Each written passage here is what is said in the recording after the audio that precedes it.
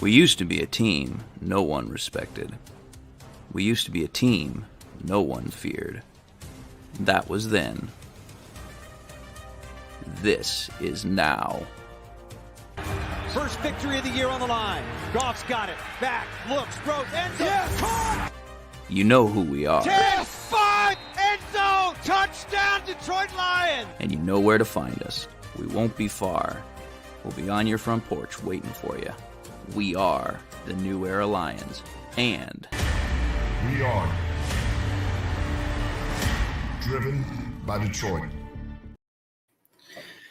Hello, everyone, and welcome back to the post-game show of the Detroit Lions for the victory that they had last night, Saturday night, against the Denver Broncos at Ford Field, with what could be best described as a 42-17 absolute ass spanking of the Denver Broncos. So I do apologize that we did do this a day later because of the fact that the game ended damn near midnight, and I was not wanting to keep people up much later than what they were. But here we are. Hopefully everybody's having themselves a good Sunday between teams that they wanted to watch in absence of the Lions. I know I sure did. How are you doing, Jay? How are you handling everything today?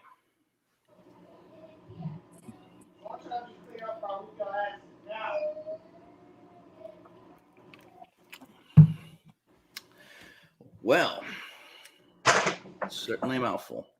All right. Well, in the meantime, we're going to take a look at some of these comments here, and hopefully people will start joining the show, and we'll go from there. First comment is from LDV Tennis. In previous weeks, the Broncos held the Packers and Love to 17 points, Kansas City, Mahomes to 9, and Bills and Allen to 22, all in wins for the Broncos. The Broncos D was a worthy opponent.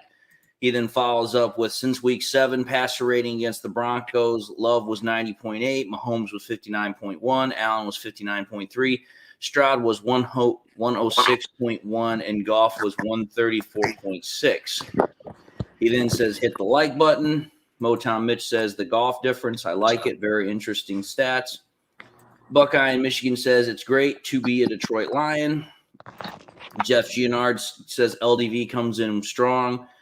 Jeff Gianard says, my absolute favorite podcaster, a true fan. David calls it the way it is and then backs it up with stats.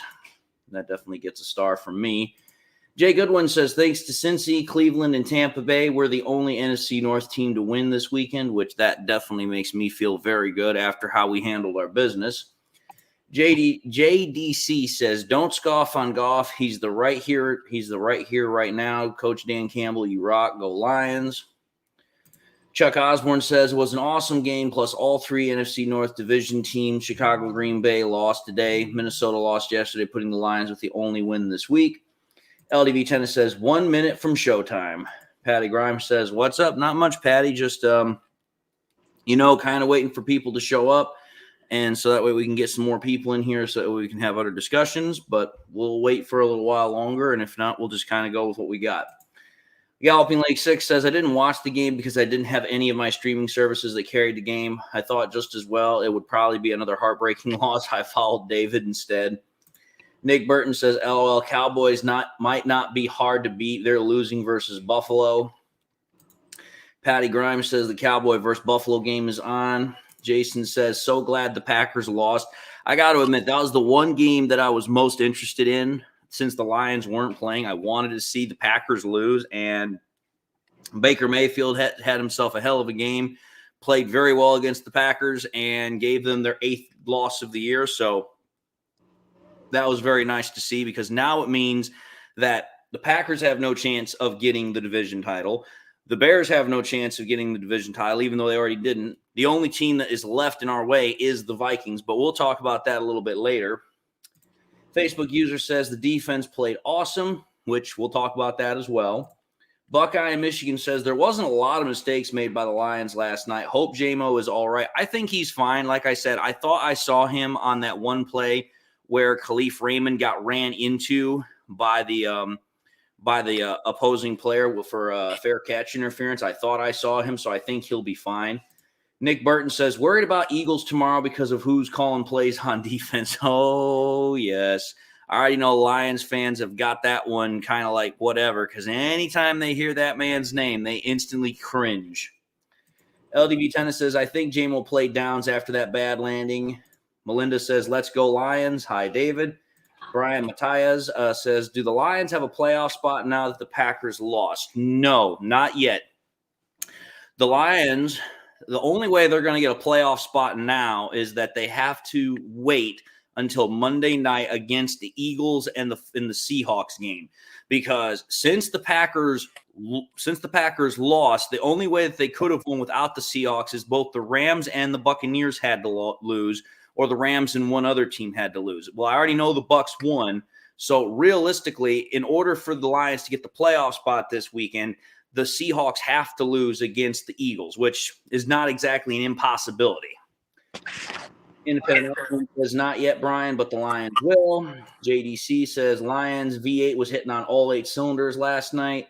Chuck Osborne says, I was just glad the game went how the game went yesterday. I'm glad that missile lost yesterday and Chicago and Green Bay lost today. Robbins Ness says he can't wait until this Sunday against the Vikings. We're going to talk about that game, but that is probably the biggest game in Detroit Lions history since probably our NFC Championship game that we went to in 1993. Buckeye in Michigan says, fact, Baker Mayfield is the first QB in history to go into Lambeau with a minimum of 5 starts and get a perfect passer rating, which that's definitely impressive for Baker. Lone Wolf says, Vikings, Packers, and Bears losing in the same weekend could not be more perfect. Lions Den 313 says, Vikings, Green Bay, Bears, all L's. Lions with the big W. Great weekend. Okay, go ahead, clean up. Easy Lions Minute says, will AG sit Bugs if Aleem comes back? Probably. That's probably already going to happen just because Aleem is a better prospect than what Bugs is. But I don't see Bugs coming back I don't see Aleem coming back until probably playoff time. I don't see it because you have to understand something here. When he got put on IR, he had 4 weeks left in the season. When a player gets put on IR, per the league rules, because of the bargaining agreement, a player has to sit out for 4 weeks. So at the bare minimum, that player, since it was Aleem McNeil with the 4 weeks left on the schedule, that player cannot come back until the wild card round for the Detroit Lions. So Aleem McNeil, per anything else, he's not going to be able to come back for the Lions until the wild card weekend. Nick Burton says, you think Dan Campbell end up being the Hall of Fame coach and win us a Super Bowl? I'm going to be honest with y'all. It's kind of hard to say that, but I'll say this. If Dan Campbell doesn't get into the actual NFL Hall of Fame, I will say this. He will probably find his way into the Lions Hall of Fame or the Lions Ring of Honor, because it's like, let's be fair and honest here. The players and coaches that we have right now are doing things that we have not seen the Lions do in a long time. Like, we haven't seen the Lions do this in as long as I've been alive. I'm almost 30 years old. The last time that we won a divisional title was the year before I was born.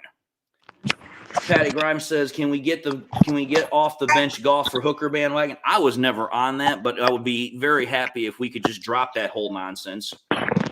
Independent Aquaman says, Nick probably won't win till next season or the season after, and whichever is first will then win at least 2 more within those 10 years.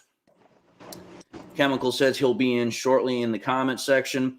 British QB Production says, technically, if the Commanders come back against the Bears, then the Lions claim their ticket to the playoffs. I don't see that happening, but I see your point. LDV Tennis says, love how Sean Payton did not feel insulted by the last score. Explained it in the press conference that was the play to make touchdown to Laporta. Dan is Sean Payton 2.0. I mean, again, you have to consider how Dan Campbell was brought up in the NFL as far as his pedigree. Sean Payton was his mentor. It was his teacher. So for Dan Campbell, it's not a matter of trying to embarrass the other team. It's like, listen, you play until the final gun. You play until the final whistle, and you're always trying to extend your ability to win. Easy Line Minute says, I just think our defense looks much better with 2 big heavies and a rotation at defensive tackle. I have no doubt about that one. Again, this is part of the reason why I said time and time again, prior to Lee McNeil getting injured, you had to have a rotation of either Bugs and McNeil, Broderick and McNeil, Broderick and Bugs, whatever it was. You had to have an internal rotation going on in there, and we just never saw it. It was always the same damn fat tub of crap, and that was Benito Jones. Chuck Osborne says, touchdown Buffalo Bills beating Dallas. I think they're beating Dallas right now 14-0 or 21-0, which after how the Bills have played this year and how the Cowboys have played this year, I'm actually kind of surprised at that, Bun.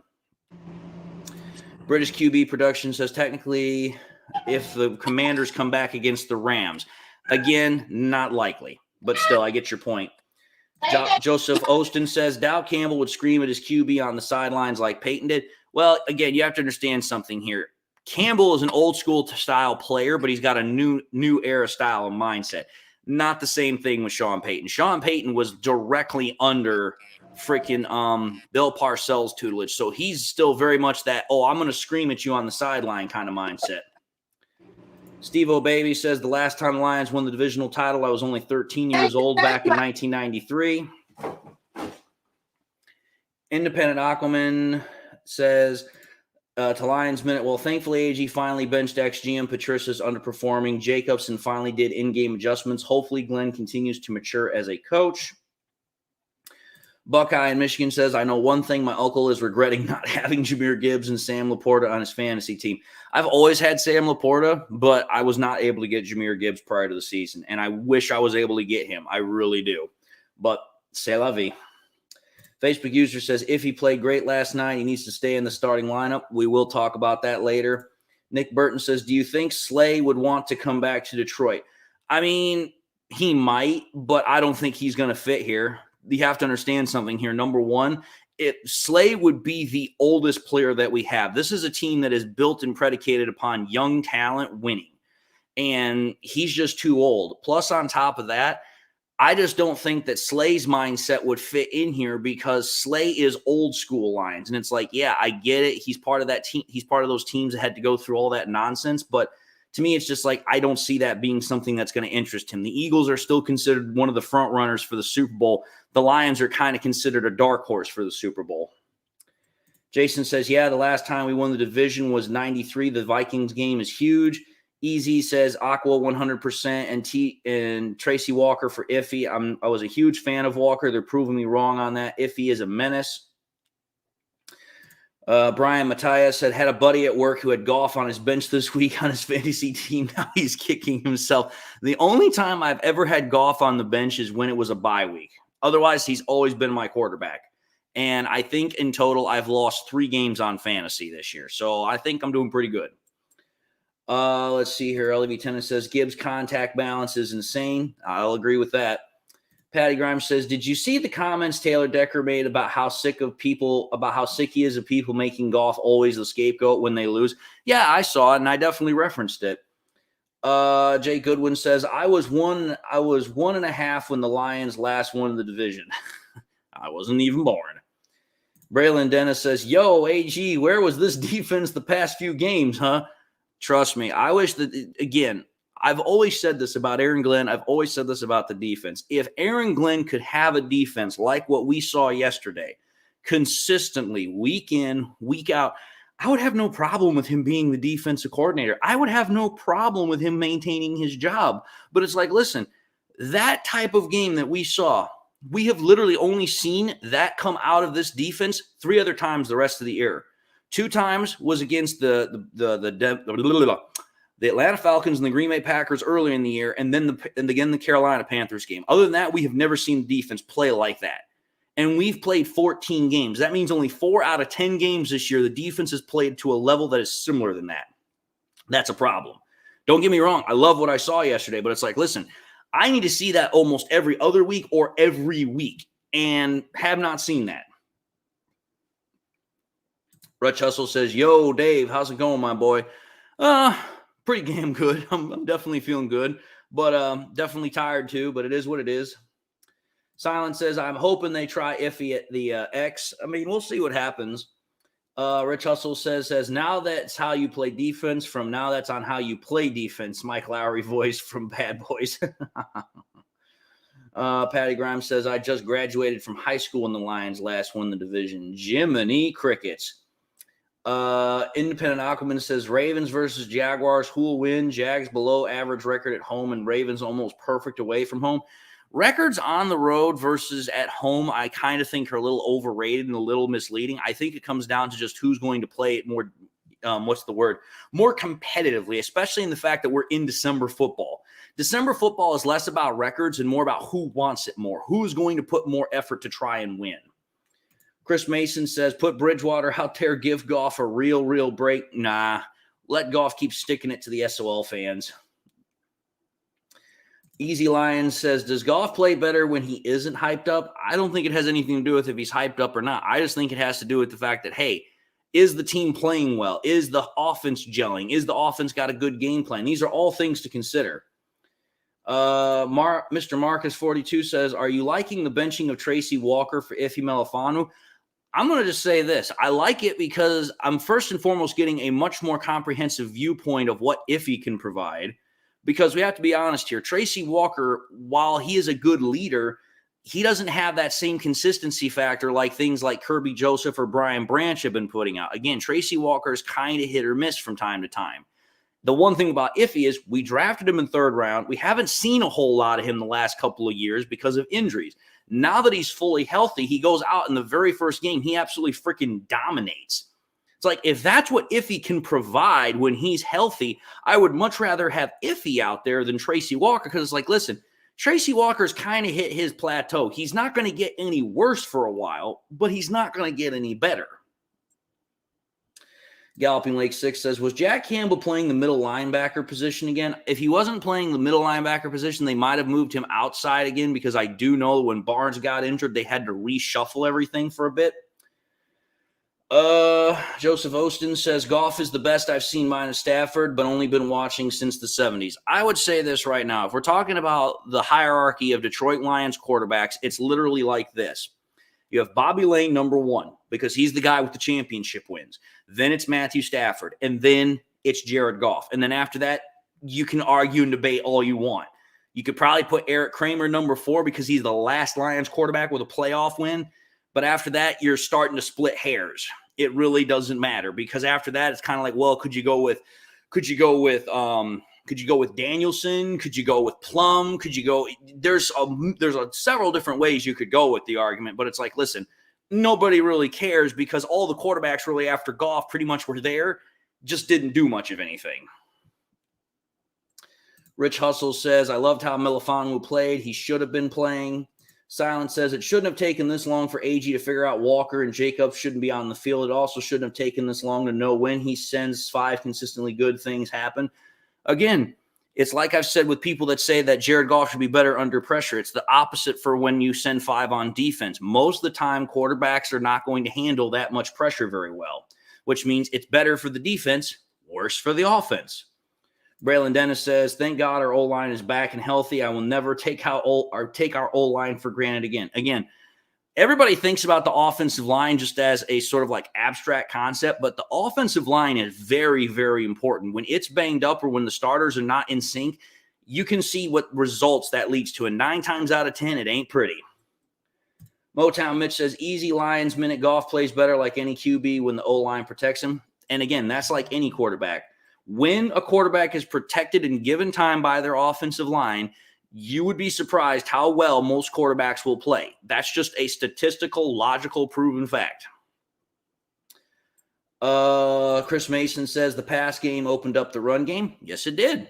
The Lions, I'll give Ben Johnson, Jared Goff, and Dan Campbell their credit. Everybody prior to this game, everybody all said the same thing. Broncos have one of the worst rushing defenses. Run the ball, run the ball, run the ball. What do the Lions do? They come out and they throw the ball. Not only do they throw the ball aggressively. They are just chucking the ball down the field, and everyone's like, why are we throwing the ball? But take a look at the end result. We win the game 42-17. Nick Burton, no, Jerry Jacobs is not hurt. He was benched. Or rather, I would say if he wasn't benched, he was limited in his play time because he was put on special teams and taken off the defense. SW Line 16 says, finally, they started to integrate JMO and Gibbs more into the passing game. I think they're just scratching the surface with those two guys. Oh, I absolutely agree. Again, when you have those two on the field, those are two dynamic weapons that are extremely, extremely difficult to cover just purely because of their speed and their agility. When you have them both on the field or one or the other on the field with everybody else that you have in your schemes and package coverages, you're going to do well. Tafka Day says, so you're saying if Iffy is less iffy than Walker, I'll see myself out, LOL. Iffy is less iffy than Walker. I wouldn't say he's less iffy. I would say that Iffy has better prospects than Walker because we have seen less of Iffy. Again, we have not seen much of Iffy since 2021, and what we did see of him was at cornerback primarily, not at safety. I want to see more of Iffy Melifonwu based on what I saw yesterday because I've already seen what Tracy Walker can provide. His cap, his potential's pretty much already been met. Don't really know as much about Iffy Melifonwu. That's what I'm saying. Mr. Marcus 42 says, I agree with that. Braylon Dennis says, this defense is a defense who could kick the crap out of anyone in the playoffs. If it plays like it did yesterday, I agree. Patty Grimes says, if the Lions win the division next week, do we start Goff the last 2 weeks? Absolutely we do. Again, this goes back to that old argument of, hey, if you've won a playoff divisional race, if you've already got your playoff seating and set up and all that nonsense, do you keep your starters in? I believe you do, especially for the Lions, because it's like, listen, you're not going to get that first round bye. You're going to need your players to be fully in play mode. Because, again, one of the old arguments is, okay, if you set your starters for a week, you retain their health, right? But you also take them out of that game mode, that game speed for a week, which means then they're going to have a whole week where they're not playing like everybody else. And sometimes the hardest thing for a player to do is to sit down, stop playing, and then restart themselves a week later. So you still play them regardless. Power Off K says, Lions live by the O-line, die by the O-line. When the O-line is healthy, the team plays well. When it's hurting, the team struggles. That's a pretty accurate assessment. SW Lion 16 says, players hear the chatter, and whatever anybody thinks about Goff's athleticism, he showed a lot of character bouncing back to play like he did last night. Patty Grimes says, if Goff wins the playoff game, he can get ahead of Stafford. As far as success, he could, yes, because that's the one thing Stafford could not do while he was here in Detroit. He could not win a playoff game for the Lions. I'm not saying that's Stafford's fault. That's definitely not his fault. Stafford definitely tried his damn level best to win a playoff game for us. No doubt about that.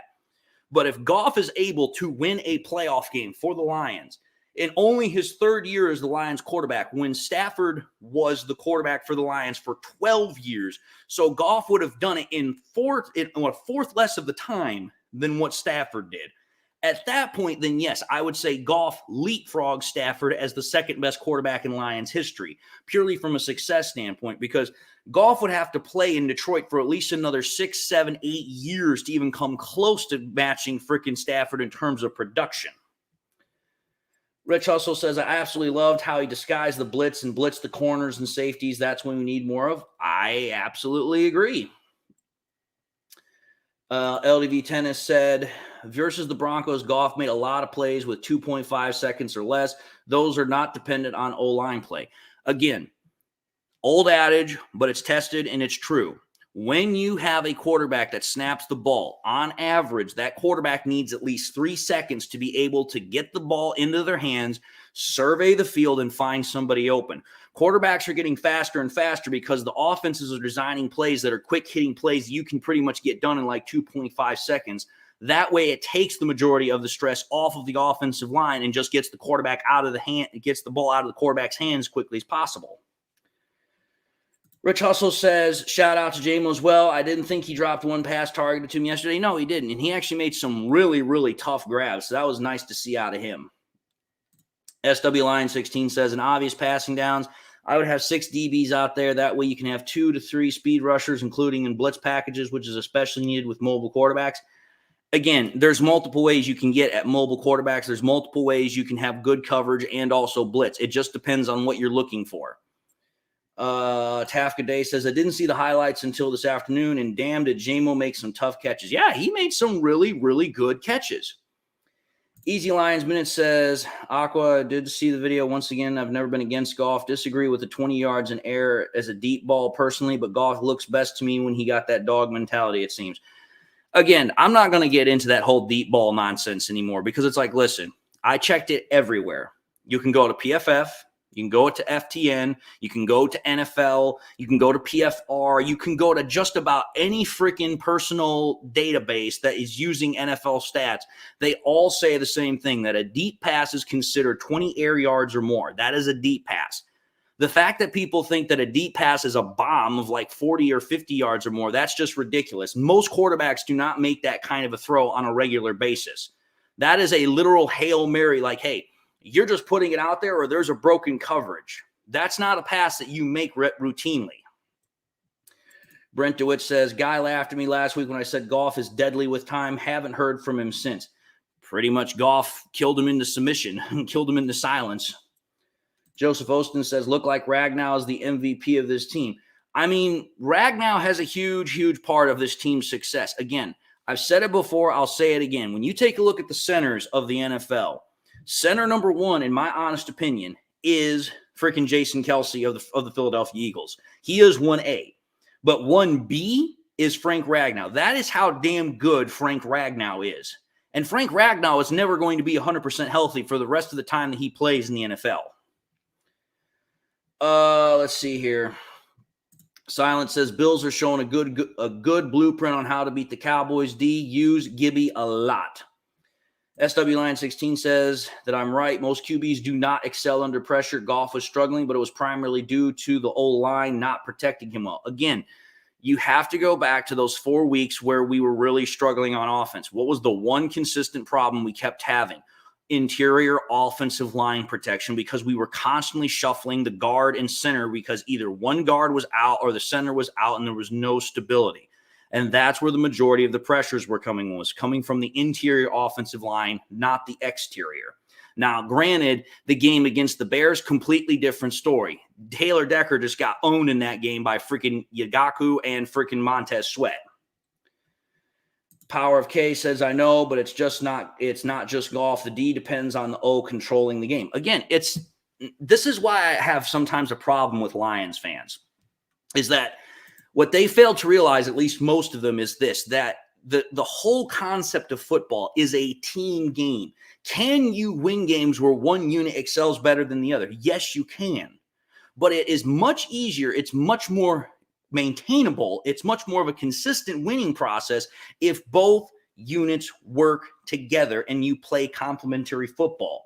Again, if you just got one unit that's playing really well, they're going to have to overcompensate for the deficiencies of the other unit. SW Line 16 says, in crossing patterns or deep routes, J-Mo and Gibbs are going to defeat single coverage most of the time. They have elite speed. And again, one of the things that we know about this Lions offense that Goff does very well, these receivers do really well, are those middle depth in dig routes. Those dig in routes that are over the middle for about 15, 20 yards, they are dead lethal with those. Patty Grimes says, what do you think? Goff Lions for a Stafford playoff game? Dude, Patty, I already gave my submission on what I would think of something like that. That game, if the Lions had the ability to host the Rams for a playoff game, I don't care what other wild card game you've got, it's not going to top that one. Because every storyline, every possible narrative that you could possibly want is literally already set up. If Sean McVay and Stafford come to Detroit for a wild card matchup against our Lions, you can pretty much write off any other wild card game being pretty much anything of importance, because all anybody's going to talk about is Goff versus Stafford, McVay versus Dan Campbell. That's all they're going to talk about. Strobeck says, with Hill out and possibly Hurts as well, Laporta may have single-handedly saved my fantasy team. That's definitely something. Detroit's Tribal Chief says, your last video was on point, but don't the Lions have only undefeated primetime record this season? No, that's not true. They have one primetime loss. Their primetime loss that people don't consider a primetime game that's a loss, but it is a loss, is Thanksgiving. That is considered a primetime game that we did lose. Okay. Tree 3 Climber says, I'll take a playoff win. Nick Burton said we should make it to the Super Bowl if our defense was as good as the 2014 defense. Oh, if our defense was as good as that, we would definitely make the Super Bowl. Chuck Osborne says, I believe Goff would not let them sit him out. No, he wouldn't. I mean, go back to 2022's preseason. He literally went into Dan Campbell's office and said he was going to play at least a drive in that preseason. And that was a preseason game. Do you honestly think he's going to let the team sit him out on 2 games or so with the playoffs still on the line? No, they're not going to let him sit down.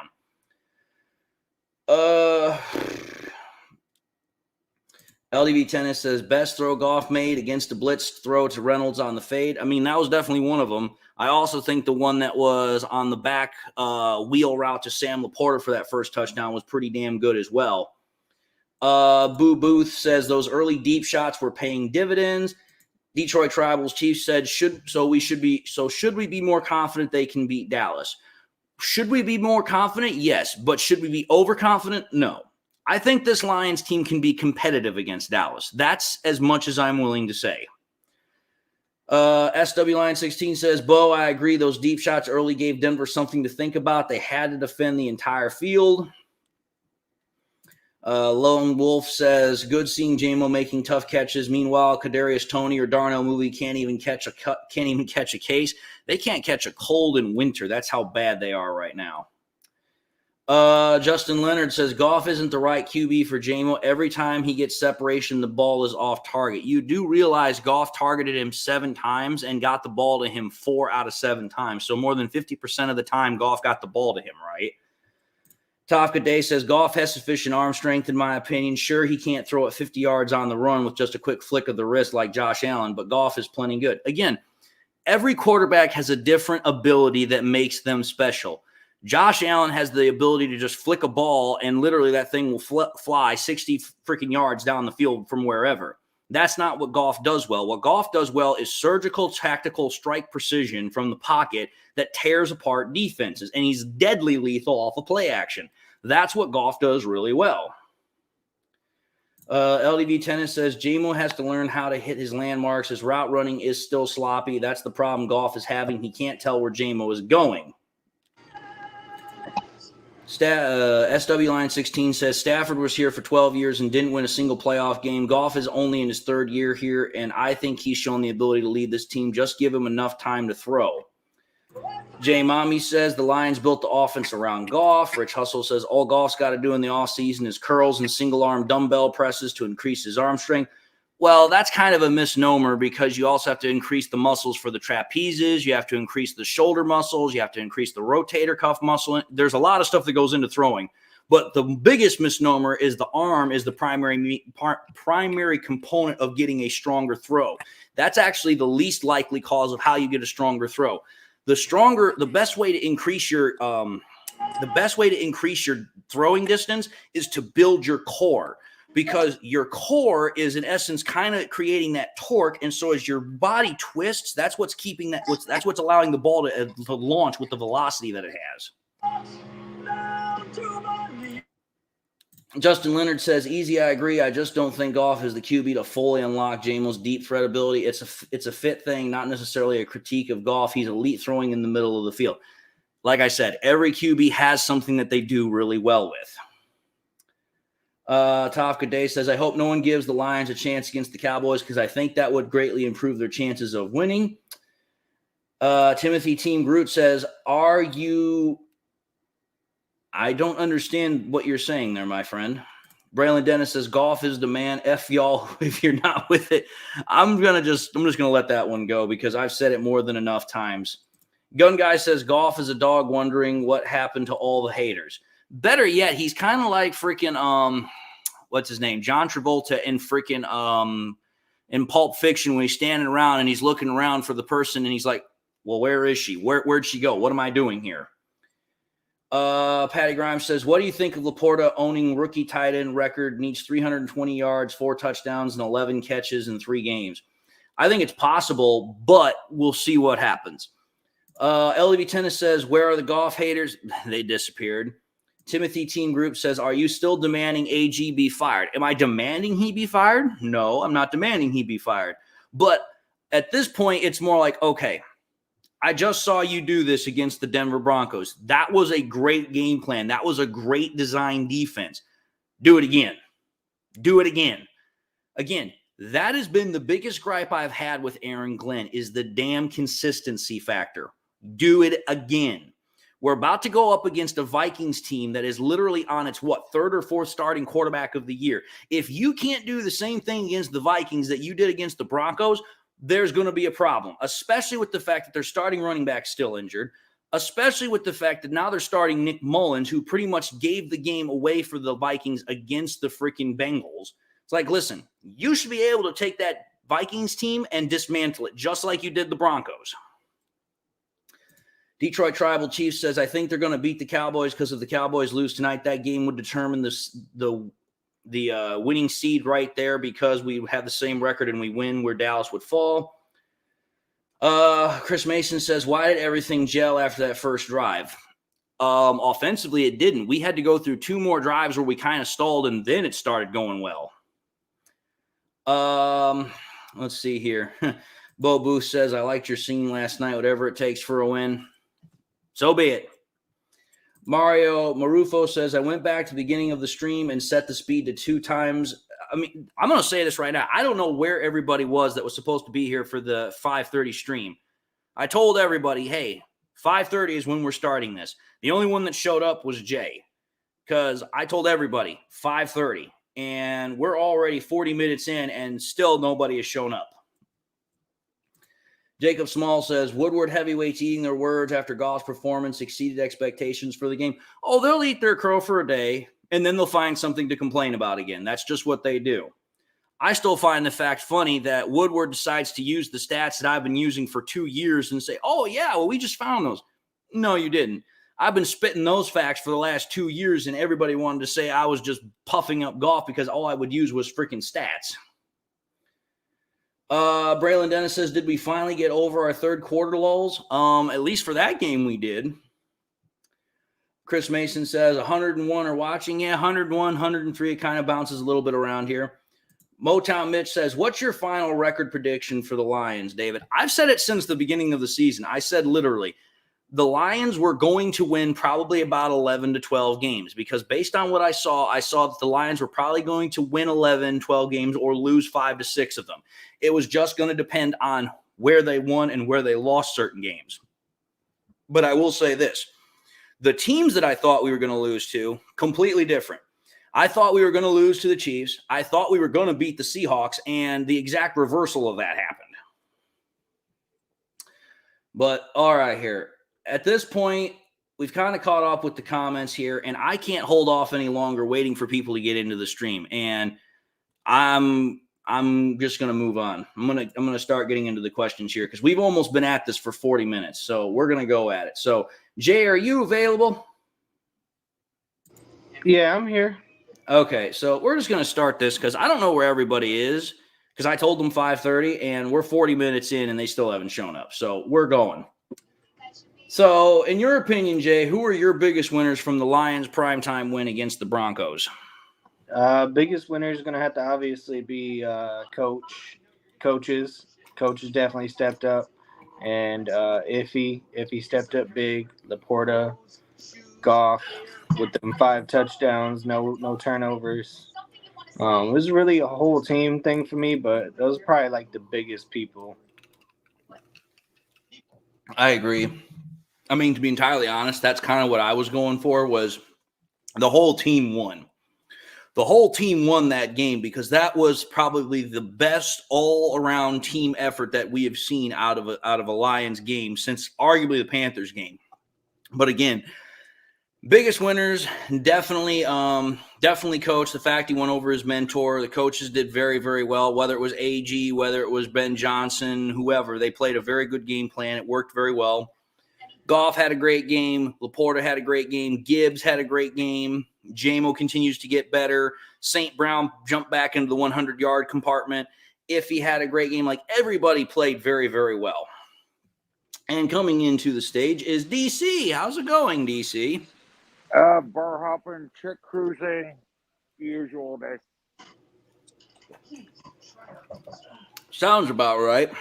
Yep. So I just asked the question, who are the biggest winners in your opinion from the game? What do you got? Well, as much of the game as I saw, you got to say Goff, Gibbs, and Laporta. I mean, you're not wrong. And got to actually give out a hand to Aaron Glenn for only giving up 14 points. Or did he give up 17?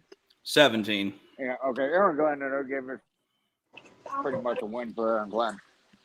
Yeah, kind of like what Jay said. I mean, the point of the matter is that everybody kind of won in that game because it was a team effort, but those are the guys that really stepped up. Like I said, coaches, Goff, Laporta, Gibbs, St. Brown, J-Mo, they played very well. Iffy stepping up, playing very well in the backfield, absolutely played like a man possessed. But Iffy was a madman today. I mean, like I said earlier, this team is going to be pissed off after the last 3 weeks. And coaches are going to get them pissed. Yep, I totally agree. I totally agree. Eric Eberflus or whatever the fuck his name is. I mean, they beat one of the best coaches ever. I mean, get that. I agree. Anyway, so having said that, I'm gonna move on to the next topic here. And since you just came in, DC, you'll start for this one. So, in your opinion, the team did very well, but were there any losers, in your opinion, for the Lions from this win against the Broncos? Any losers, do you think? Not really. I mean, granted, I wasn't glued to the game as much as I normally am, but I can't really think of anyone who fucked up. I mean, no turnovers. Line one. O-line one, D-line one. I mean, you really can't pick a loser in this game. Well, I mean, in sense of that, yeah, there was not really anybody that really had a bad game as far as performance is concerned. The reason I'm asking this question is because it's kind of to think a little bit out of the box. And you guys will see what I mean here in a moment. Okay. What do you think, Jay? Do you think there were any losers from the game against the Broncos for the Lions? Yeah, I think our Gilmore, I think that, we're losing on that one. He showed real potential in the playoffs. We got a guy named Vildor or something off of a practice squad that he's playing. Like, I don't understand why this Gilmore kid ain't getting a shot. Broderick Martin, he's not really in there as much as I would like him to be. That's about the only two people I could probably think of off the top of my head that I feel like we should be utilizing and we're not utilizing. Here's what I'm going to say. In my honest opinion, the biggest losers from the Lions in this game were, number one, Jerry Jacobs, because Jerry Jacobs came into this season as the number 2 cornerback and especially was further cemented in that role after Mosley got hurt. And he has never found a way to solidify himself as being that dominant number 2 that we wanted him to be. And the very first game that he gets pulled and then put on special teams duty, this team goes out and freaking a new guy that we picked off a practice squad comes in and completely does a better job than he does. And then kind of makes you start wondering, well, if we'd have put somebody else in for Jacobs weeks ago, would have this defense been a lot more consistent, number one. So there's that. Number 2, I also think in a sense Tracy Walker is a loser because of the fact that Ife Melifonwu comes in, first time he's healthy, and he completely takes over that defensive backfield. And like DC said, he's just playing like possessed. He is all over the field. He's making hits. He's making tackles, breaking up passes. And that's just something we've never seen with Tracy Walker. And again, there's nothing bad or wrong with Tracy Walker. It's just like, listen, Tracy Walker never played like Ife played. Now, granted, Iffy at that point had been on the depth chart for so long that, hey, he's going out there with reckless abandon. He's just going to play to play. Tracy Walker doesn't have that same mindset because he's been in the starting lineup for as long as he has. So that's the other loser I would say probably.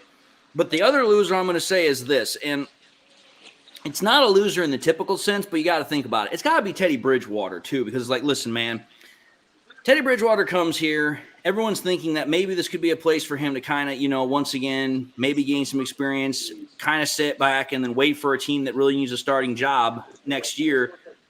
And then he just announced he's retiring, and it's just like, dude, there are so many teams next year that are going to need a starting quality, like, veteran bridge quarterback. And instead, rather than playing, No pun intended. well, yeah, but I mean, Bridgewater's like what, only 31, 32 years old. He's got plenty of years left to play football. And just out of the blue, he's like, nah, I'm going to retire and I'm going to go coach high school football. And it's like, dude, you've still got like freaking 5, 6, 7 years of quality football left in you as a backup quarterback. And you want to go coach high school football. And it's like, you're on a team right now that is playing at a very high level, and you're going to just walk away from that. And that, to me, I think is a little bit of a bummer, a little bit of a letdown, because it's like, dude, we finally find a good veteran backup quarterback, and we lose him. I mean, yeah, he should have kept that announcement until March. He should have kept his mouth shut. It was too big of a distraction. Yeah, I mean, it is what it is. Distraction, just unnecessary drama that needs to be dropped in. Yeah, and I mean, it is what it is. I thought that announcement from Dave Burkett was like, dude, you could have held on to that one for later. That's not something we needed right now, but it is what it is. It is what it is. Hey, speaking of the winners, was it Bugs or Jones who ran that or tried to run that strip back in the first quarter? That was Bugs. Yep. I mean, hands off to him. Anytime a D-line gets the ball, awesome. But yeah, that was a hell of a play. I go back to what Chris Berman used to say when he was an announcer. That was some rumbling, bumbling, stumbling fun. That was better than Leon Let It Go. We'll give him that. Yeah, I mean, I always love it when big guys get the chance to make plays, because those guys rarely, if ever, get the chance to make plays, and when they do, they're always special. They're always special plays. Like, regardless of what you might have thought of him as a player, but I remember when Sean Rogers got those 2 interceptions and took them back for touchdowns, the whole Ford Field place just literally lit up like a Christmas tree. Damn right. And coming into the show, we have got Chemical. How's it going, buddy? What's going on, fellas? Oh, not much. Just having some fun here. I just got done asking my winners and losers for the game, so I guess I'll ask you really quickly. Who are your winners and losers for the Lions from this game? Winners, damn near everybody. Losers, I really can't count because I didn't see nobody doing too much of anything that was wrong yesterday. Which is true. We had to. I was asking the question to kind of like, think a little bit more outside the box, but it is what it is. Yeah. I tried to, I was listening to, because I was listening to from YouTube, but I was trying to figure out who did we have that was doing bad. I don't know too many people we had doing bad. It's crazy because the team was clicking. You seen me in the comments last night, and I was just saying, like I said, this is the defense we want to see going into the postseason. And from now on, this the defense. That's how defense is supposed to be played. Absolutely. And again, that's what I wanted to see from. I've said it before. If that defense could play like that every single week, man, I would be happy. I would be happy. That's one thing you're not lying about at all. But it is what it is. All right. Since you just got in, we're going to move into our next topic, and we are going to then ask this question. So here it goes for you, Chemical. This game was the Lions' 5th primetime win since the end of last year. What did this game show you the most about the Detroit Lions, in your opinion? What do you got, Chemical? When everybody's clicking and everybody's pretty much healthy, that we can do whatever we want to do. I would say that's a pretty accurate assessment. We can do whatever we want to do. We played like beasts last night. We played with a passion. We played with purpose last night. I agree. What do you think, DC? This Lions primetime win, their 5th primetime win since the end of last year. What do you think it showed you from the Lions' ability to perform? Well, they have the ability to perform, but the schedule sucks. I mean, what are we? How many games do we have at 1 o'clock this year? I mean, probably about we have 8? Probably about half of our games have been at 1 o'clock this year. Yeah, I mean, we kind of get screwed on these primetime games, but hats off for them being able to perform them. I mean, they don't really give a shit if it's primetime as long as it's not Thanksgiving. I would agree. I mean, Don't get me wrong. I love primetime games because that means our team is the only team opposite of another that is on television. So our team gets all the viewing. But at the same time, it does put a bit of a strain on the team. But it is what it is. What about you, Jay? What are your thoughts about the Lions winning their fifth primetime game since the end of last year? What did this win show you? I mean, it just showed me that the team can step up and win games that they need to win when they need to win them. Like, you know, we knew what this team was when at the beginning of the year. Just they had to put some pieces together. We had to get some stuff sorted out. I agree. I mean, the best way I can put it is simply this. It's like, listen, one of the biggest gripes that I've heard from a lot of old Lions fans, especially the SOL crowd, is that, oh, well, the Lions can't win games that they need to win. The Lions can't do this. The Lions can't do that. And it's like, listen, we've had 6 primetime games since the end of last year with that Sunday night football game against the Packers, and we won 5 out of 6 of them. We've got a 5-1 record in primetime games. So if you're able to win primetime games, that shows you can win in those tough environments. That means you can win in those difficult. That means you can win in those difficult environments. That means you can win in those difficult places. But at the same time, think about it from yesterday's game. The Lions were, in essence, playing a playoff game, and they won. That was a playoff game because it's like, listen, you're playing for the ability to have better seating. You're playing for the ability to actually get into the playoffs this weekend if everything goes your way. And the Broncos, they're playing to keep their playoff hopes alive. That's a playoff game, and the Lions go in there. Not only do they play, but they play well, and they handle business on all fronts. So that's what I got from that. I got 42 reasons to argue that point. Yep. But all right, here. I'm going to move now into the next topic, which Jay will start this one. So here you go, Jay. Sam Laporta was one of many Lions players that had a stupendous game for the Lions. Is he the biggest steal, of your opinion, for the Brad Holmes' 2023 draft of the Lions? What do you think? Yeah, I put him up there at the biggest steal. I think number 2 would probably have to be Gibbs because Gibbs is starting to really show up too, but he hasn't broken as many records as Laporta has. So, well, he's close.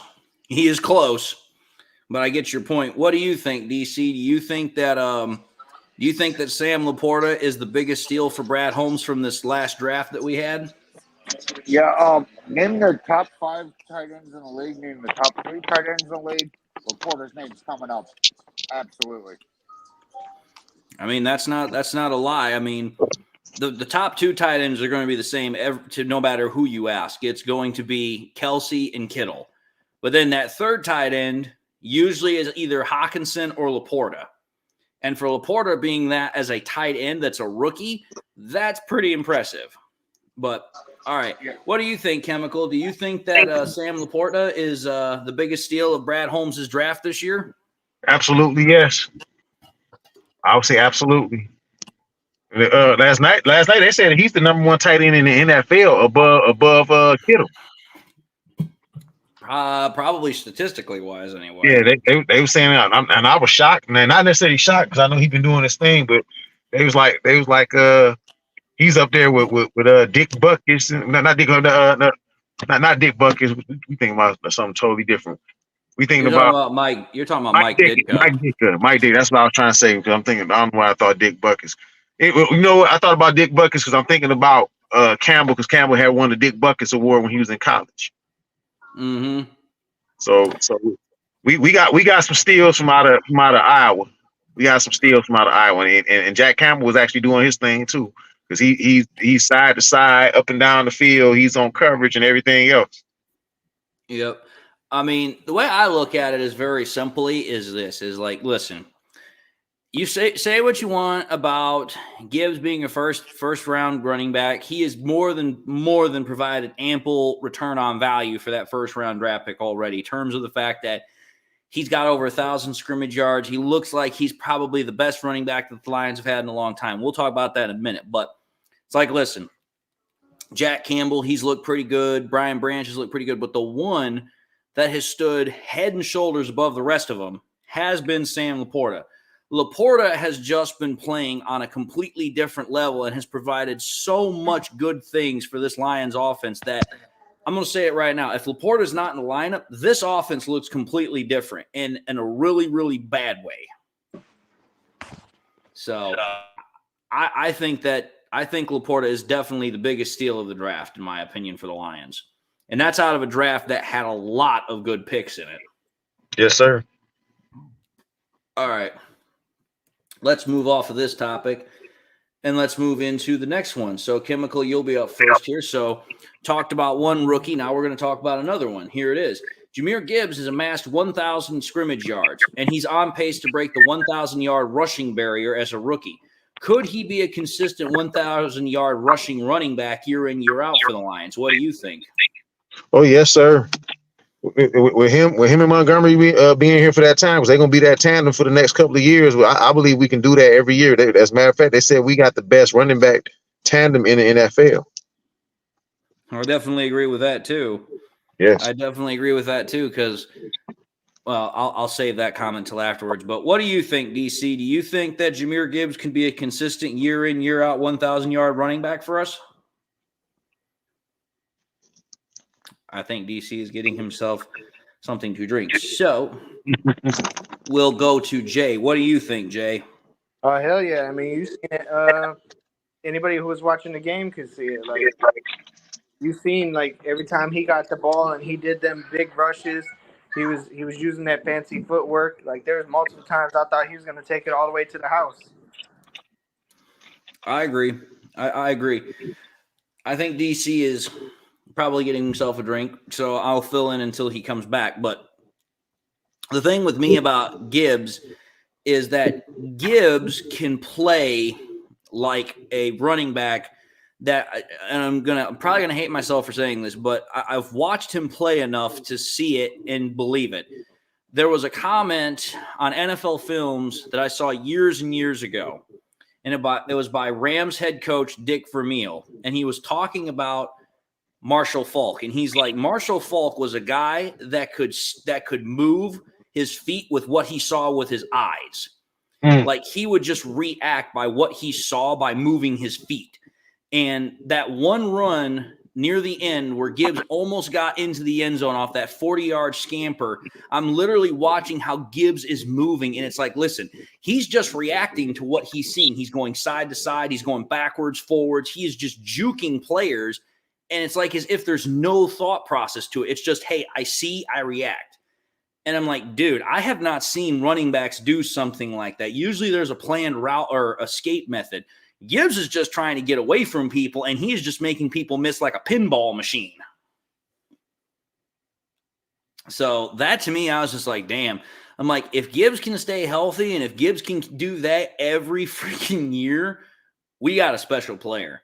Like, here's the thing. Most people are like, oh, man, we need a player that can really, really, put up the yards. No, you don't. You need a running back that can consistently put up 1,000 yards every year on the ground. Doesn't need to be 1,500, 1,600, 1,800 yards rushing. Just get a guy that can be a consistent threat in the receiving game, which Gibbs definitely is, and a guy that can put up 1,000 yards on the ground every year. That, I believe, is something that Gibbs can do very, very easily. So that's just my opinion. Oh, boy. So let's move on to our next topic here really quickly. So Jay will start us off on this one. Since we've been talking about individual players, we'll go with our next one. So Iffy is going to be our next player. So Jay, Iffy Melifonwu had been largely forgotten on the depth chart for the Lions, but against the Broncos, he showed what he could do.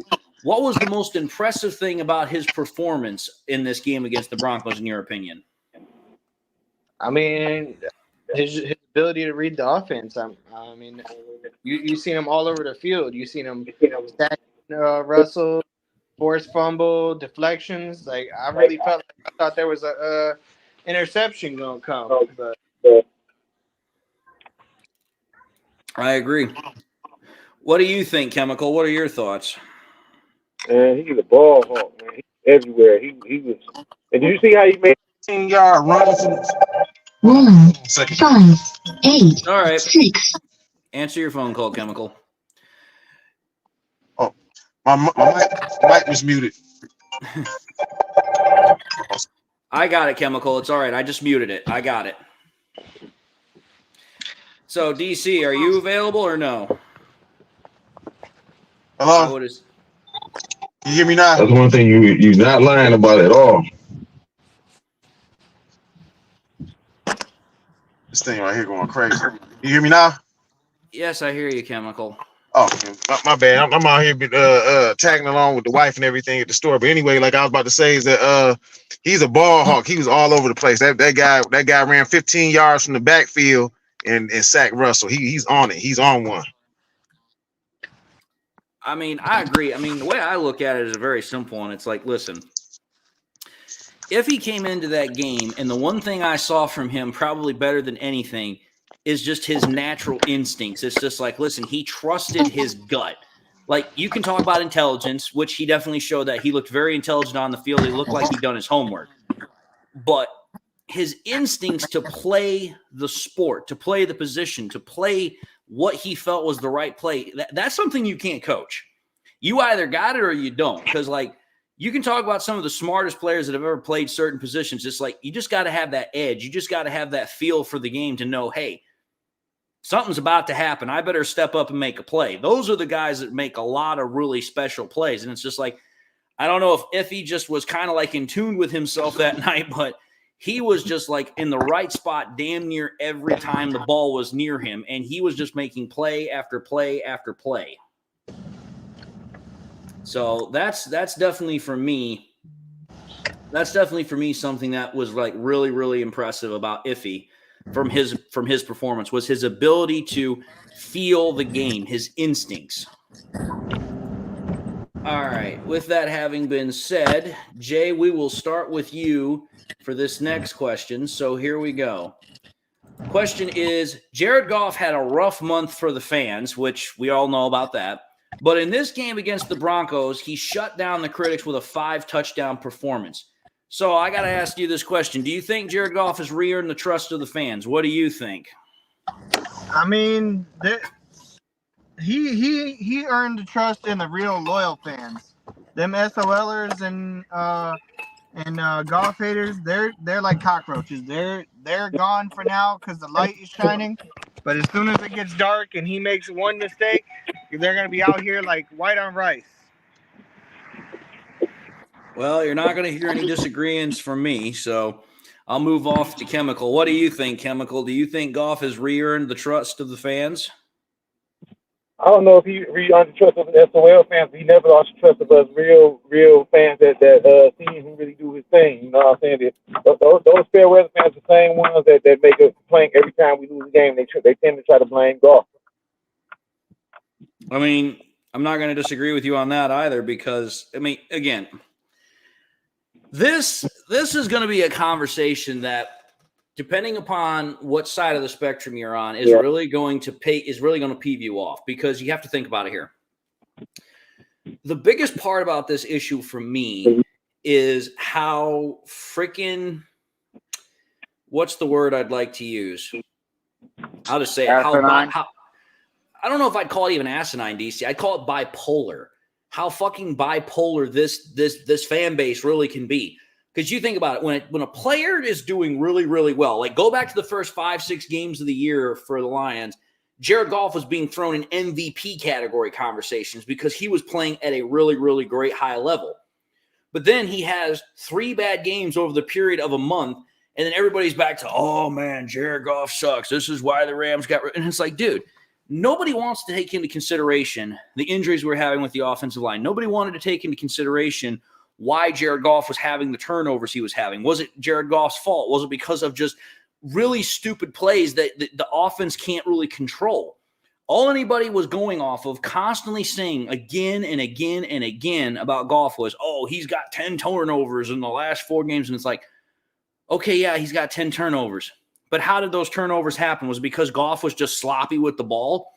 On the majority of those, no, it wasn't. So for me, it's just like, depending upon what parameter you use in the conversation, For some people, it's just like, it doesn't matter what Goff is going to do. They're never going to trust him. They're never going to like him. And I guess regardless of the situation, that's always going to be the case, because some people are just going to love to hate because that's what they like to do. They're never going to be happy. But again, as far as I'm concerned, it's like, listen, ask yourself this simple question. Name one other quarterback that with the current situation would play the same way that Goff is playing right now. Probably Malik Willis. Oh, God. There's a blast from the past. There's a blast from the past. It's just, for me, like, I get it. You can say Goff's not mobile. You can say Goff's not fleet of foot. You can say whatever you want, but it's like, listen, Goff is what he is, and regardless of what you want to say about him, he's led us to 2 straight winning seasons. He's got us on the verge of our first division title since 1993. Not even Stafford could do that. So for me, it's just like whatever. But now that you're back, DC, what do you think? What's your thoughts on this whole topic? I think those assholes would root against Tom Brady or Peyton Manning or Joe Montana, Joe name it. Any of the great quarterbacks in the NFL, if they play for the Lions, they would want the backup starting. So, fuck them.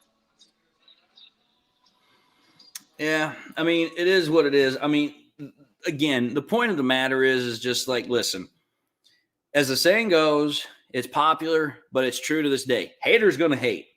Haters are going to hate.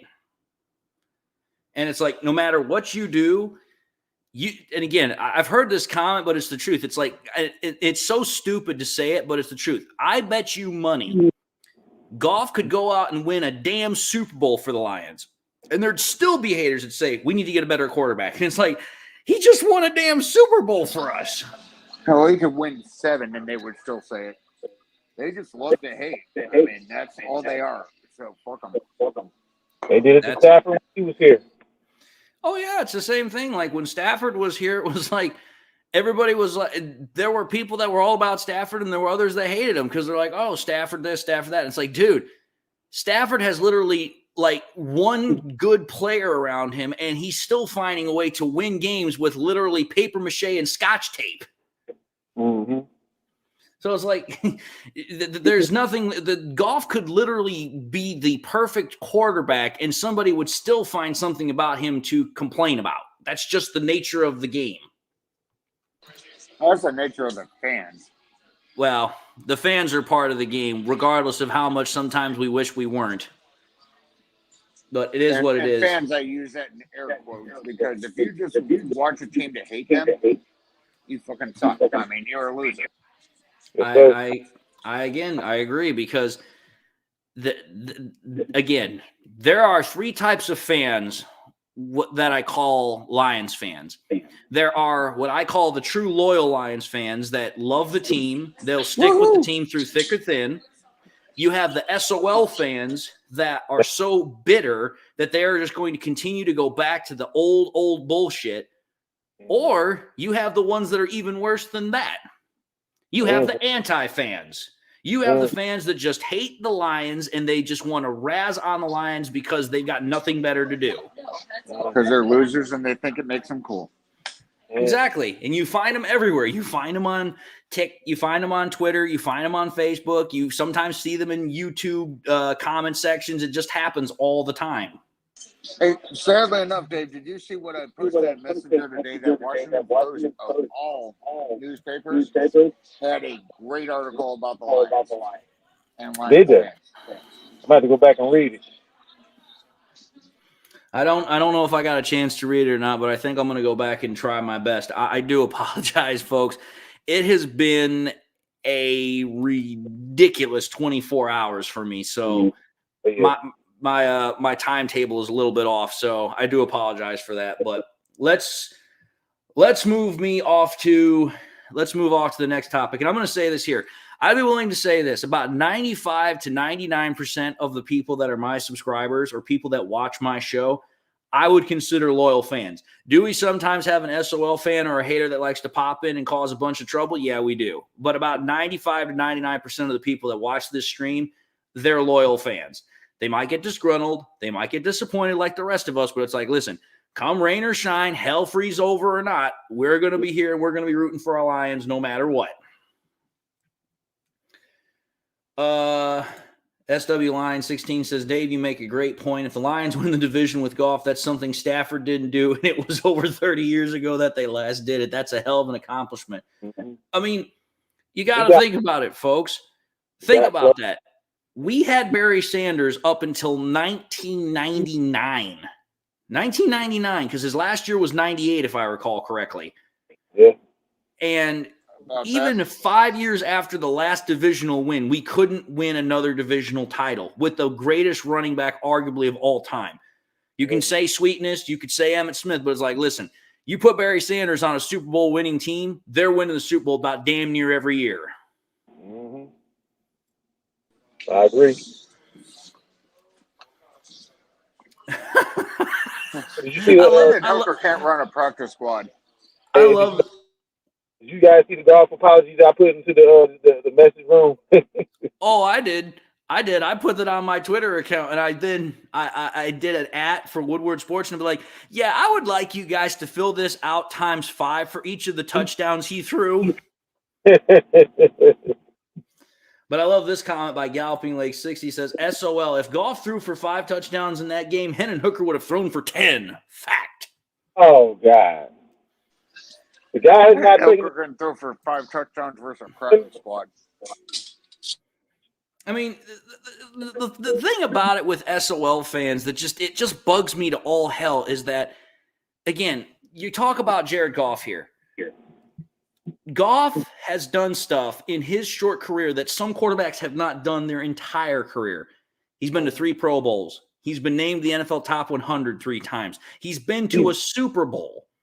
There are some quarterbacks that never even got to a Super Bowl. Phillip Rivers never got to a Super Bowl. Dan Marino got to 1, but he lost just like Goff did. But again, that's my whole point. There are guys that don't even have what Goff has, and you got SOL fans that are over here saying, let's put in Hendon Hooker because we have one report where Dan Campbell says he can really spin it really well. So what? Then the guy hurt his knee. He's on an injury report the other day.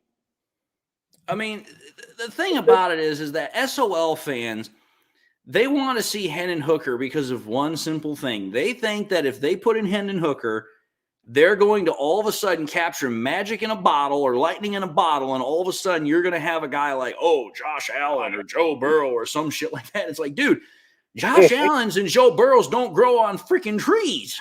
No, they don't. And furthermore, nor are they 26 coming from a spread offense with a torn ACL. That's true too, but think about it Think about this. I've said it before, and I'll say it again right now. Everybody is saying, we want to find the next whatever quarterback, because what has it been the saying for the last freaking 5, 6, 7 years in the draft? Hey, teams are looking for the next Lamar Jackson. They're looking for the next whatever. And it's like, stop looking, because you're not going to find them. There's a reason why you have one of whatever quarterback it is.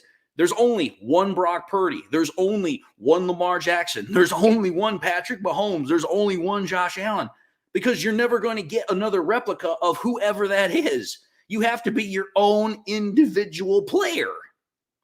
And currently, Patrick Mahomes is not doing so well.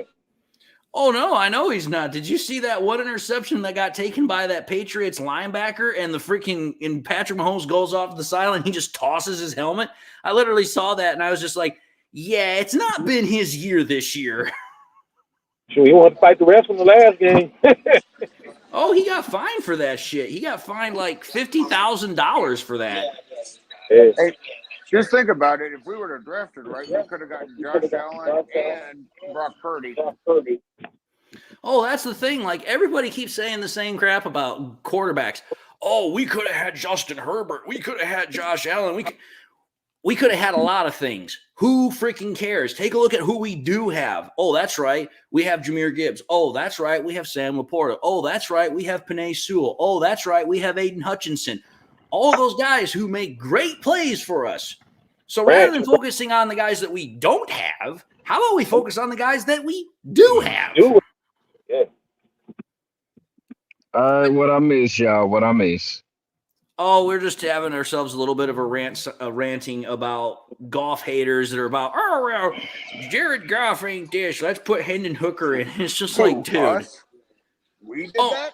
No, Hey, I'm talking about people that literally are just like, oh, well, golf this, golf that. Let's put in Hendon Hooker, a guy that's only practiced for 2 freaking weeks.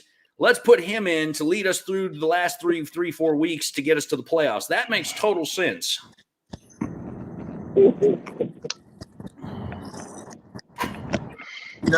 Chris, I'll tell you what you really missed. You missed the fact that we can't talk shit about Aaron Glenn, so now we're talking shit about the SOLers and them cockroaches that are hiding right now. Wait. Know what I'm saying? I gotta stand on, man. I give him his flowers today, but we gotta see what he gonna do with the next 3. Oh yeah, he ain't off the hook. Right, I'll tell you this. If we win against the Vikings twice and surprise the Cowboys, I'll be like, all right, Aaron Glenn, you in the club. But if we lose to the Cowboys, you still the same. I ain't taking it away. He did too much damage during the year. Well, I'll say this. Right now, I'm going to pull a Bill Belichick on everybody. All I care is about Minnesota. All I fucking care about is Minnesota. Go into Minnesota, steal their damn heart and soul, and fucking get the divisional crown. That's all I care about. Yes, sir. I agree. Hey, Sweet Minnesota. That's next week. Next week, we got our crown. I'm claiming it. We got our crown. We are division kings of the North. Claim it. King of the jungle. We actually have more than 7 days. Seahawks losing on Monday to the Eagles. Well, I'm going to say this right now. We'll get to all that in a moment, folks. We'll get all that in a moment. And coming into the show, we've got Coach AD. How's it going, Adam? What up, Coach? What up, fellas? What up, Coach? I know you feeling good. I know you feeling like $1 million.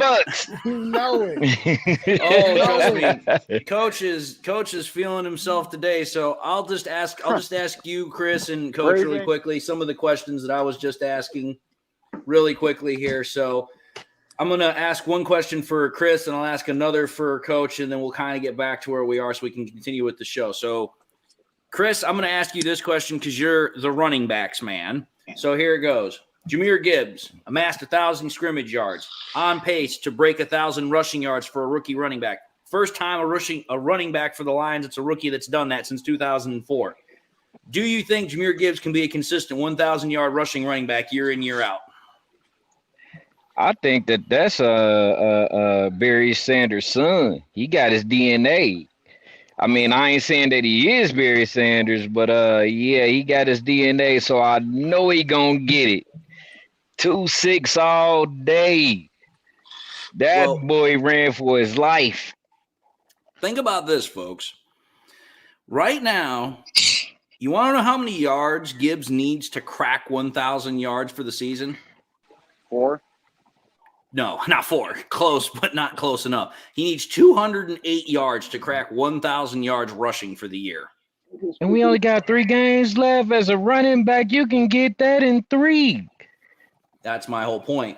And like I said, the last Lions rookie running back that did that was Kevin Jones in 2004. Yep. Wait, Kevin Jones got 1,000 yards? Shit. Yep, very first year he was in the NFL. That was the only year he got 1,000 yards. All right. What do you think, Coach? What are your thoughts on Jahmyr Gibbs' career longevity?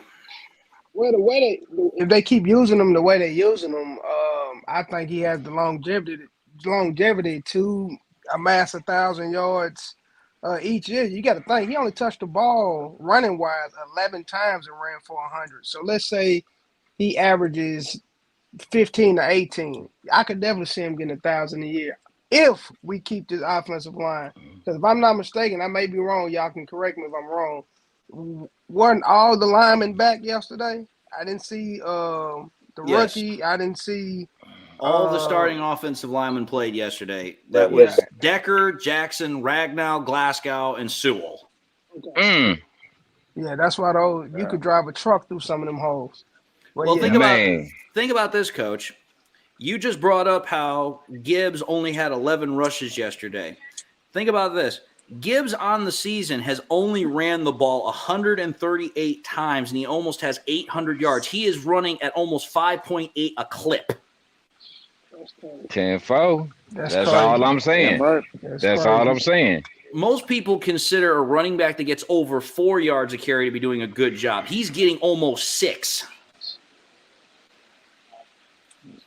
Yeah. Because I'm about to say some of those runs, man, it looked like some of the guys on Denver. I mean, it looked like they was running in mud as fast as he was going past some of them.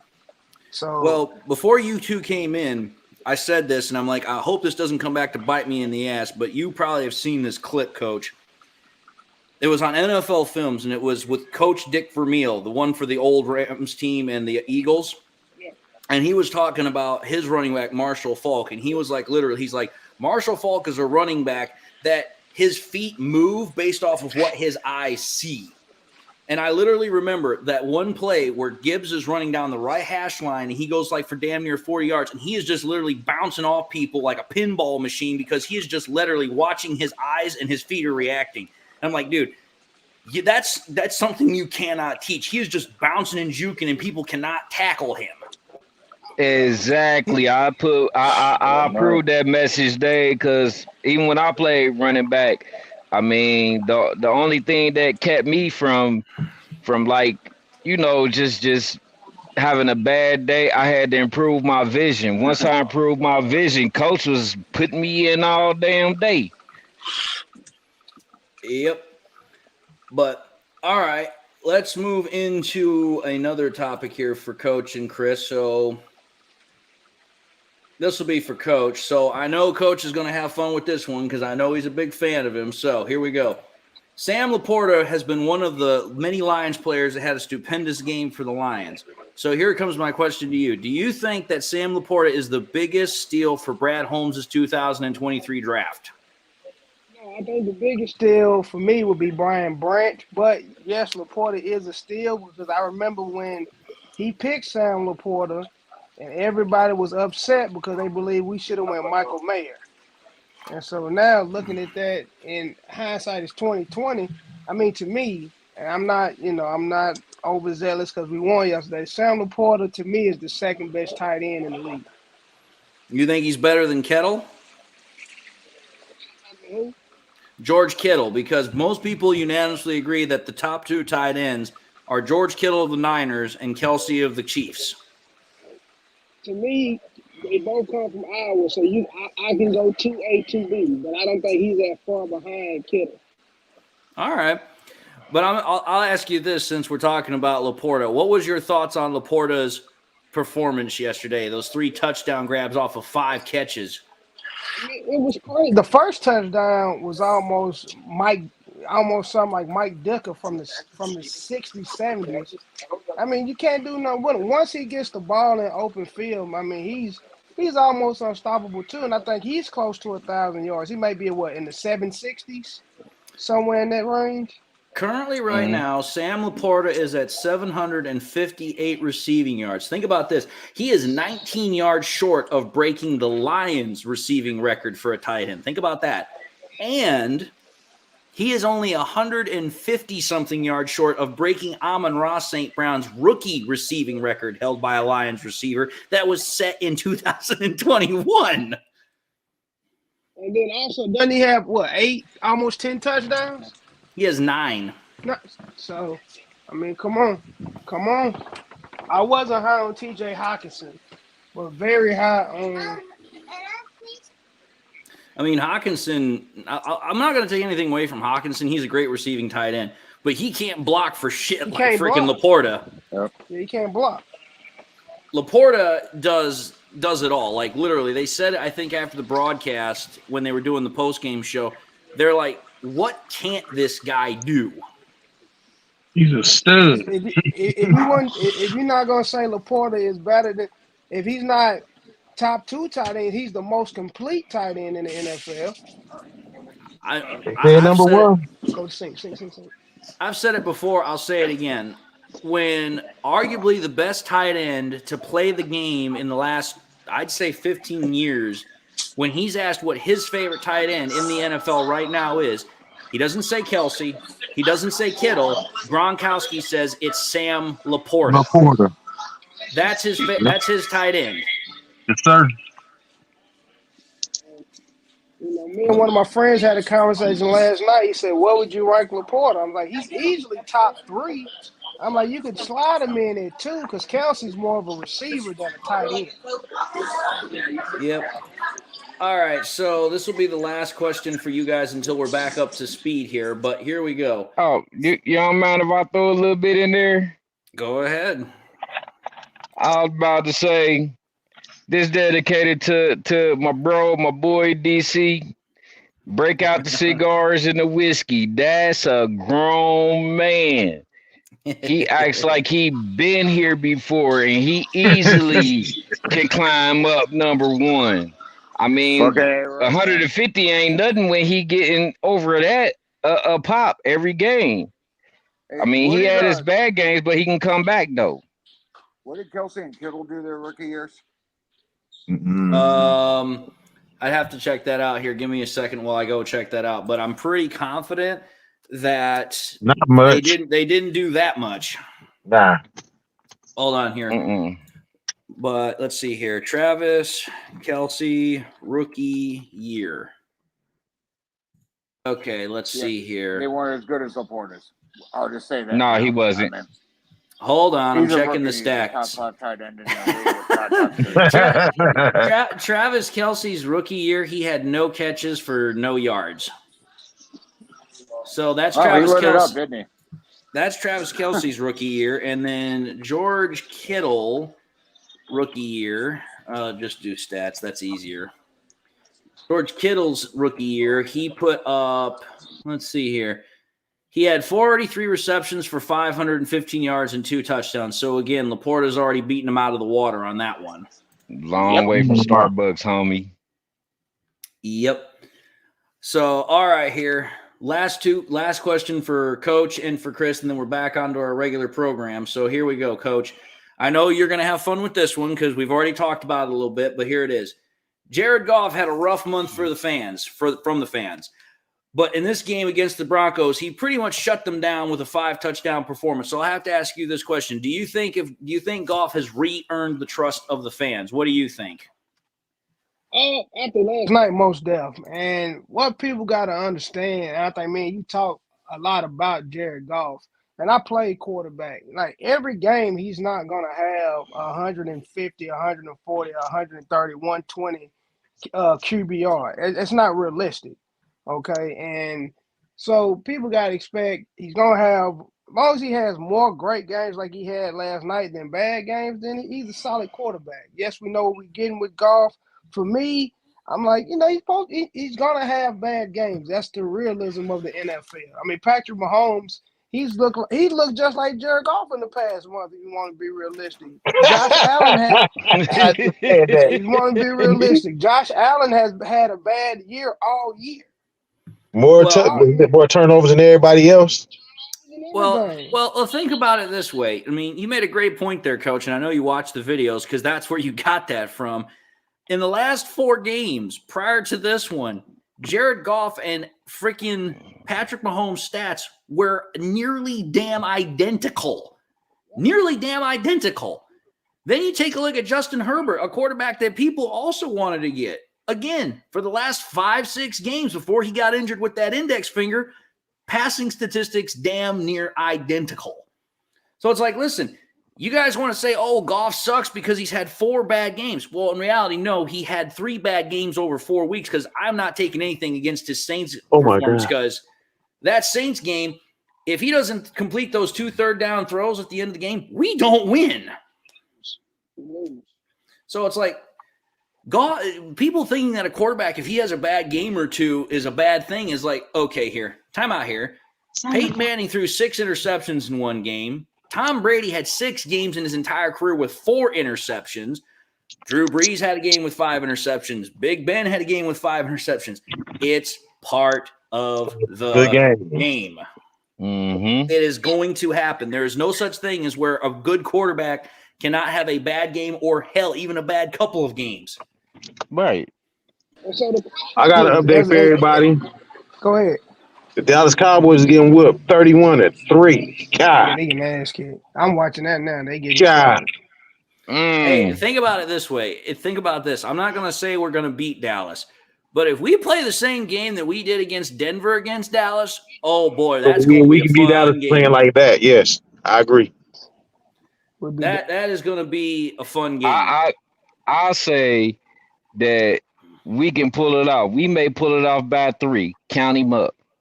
I'm going to tell you this right now. I'll say this right now. If we can go into Dallas and beat Dallas, that right there would be a bigger wake-up call to the NFL than when we went into Kansas City and beat the Chiefs to start the year. Man, hey, I want Jimmy G face to turn red, bright red. And fuck Dallas. We're going to beat the shit out of them. I mean, it depends on who you talk to. It really does depend, but it is what it is. All right, so we're going to get back to our regular conversation here. And so having talked about golf, here is the next topic. So, Chris, you're going to start us off, and I know you're going to have fun with this one because you've already kind of talked about it, but we'll go with it anyway. Defense for the first time since the Panthers game showed up and played well the majority of the game. Do you think Glenn has finally turned a corner? What do you think? This is why I started with you. I'm gonna stick to my flowers. I'm gonna give him his flowers. He turned the corner, but we got to see what he's gonna do. Fun fact, and bro, you can back me up on this one, Dave. Back in the day when Glenn was playing, he really didn't play against too many mobile quarterbacks. That's why he struggled against them.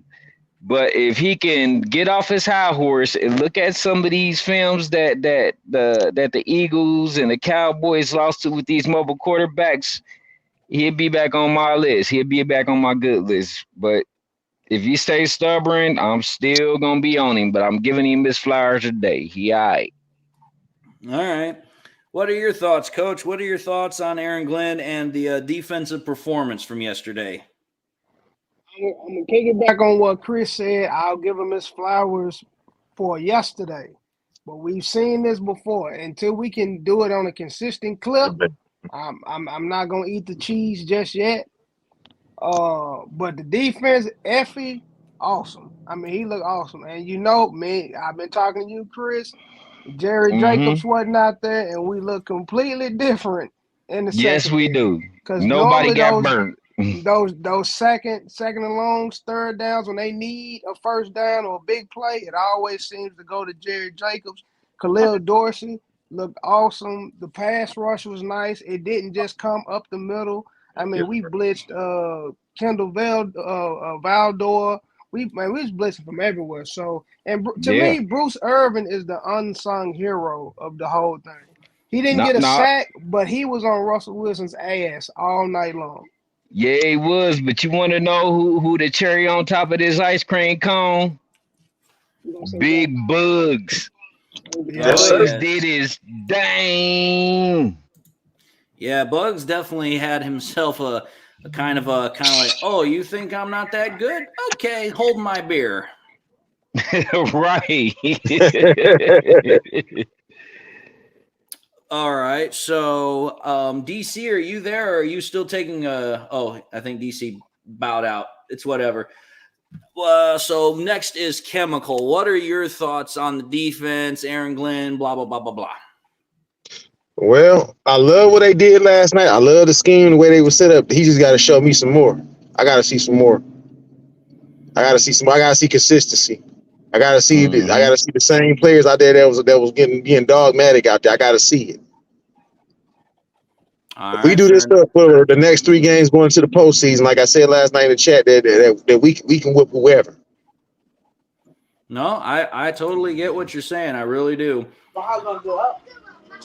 All right, Jay, what do you think on this whole thing? I know you're just as much against AG as I am and everybody else, but what are your thoughts? Oh yeah, you already know I couldn't wait. I was hoping he was gonna have a bad game so I could grill him, but this is my thought process is AG woke up, seen the news, seen that there was head coaches being fired, and he said, "Damn, I want me one of them jobs." He pulled his head out of his ass, made what he calls adjustments. How the hell did he word it? Adjustments that aren't real. He adjusted himself, said, "Self, we gonna make some adjustments today because they got head coaching jobs open." And I ain't trying to be a racial guy because I'm a white guy, but since he's black, he's gonna get at least a head coaching offer. But I'm hoping he does a fantastic job these next 3 weeks. I'm talking about stellar, top tier, #1 defense, so he can get the fuck out of Detroit. And I hope to never ever see him again unless we face him. Yes, sir. Well, I'm gonna say this. Actually, hold on. DC just popped back in. So, DC, what are your thoughts on the defense against the Broncos? The fact that it was their first complete game since the Panthers game. What are your thoughts? Well, I would say the defense bailed AG's ass out today. They played last game. They played their ass off, and if you basically need your defense to rely on every player playing excellent, that's just not going to happen. But when it does happen, hey, it works. But, AG needs to, if you talk about adjustments, what the hell did he do? Not really, just his players played his ass off. Well, think about this, and Coach can back me up on this, but think about this.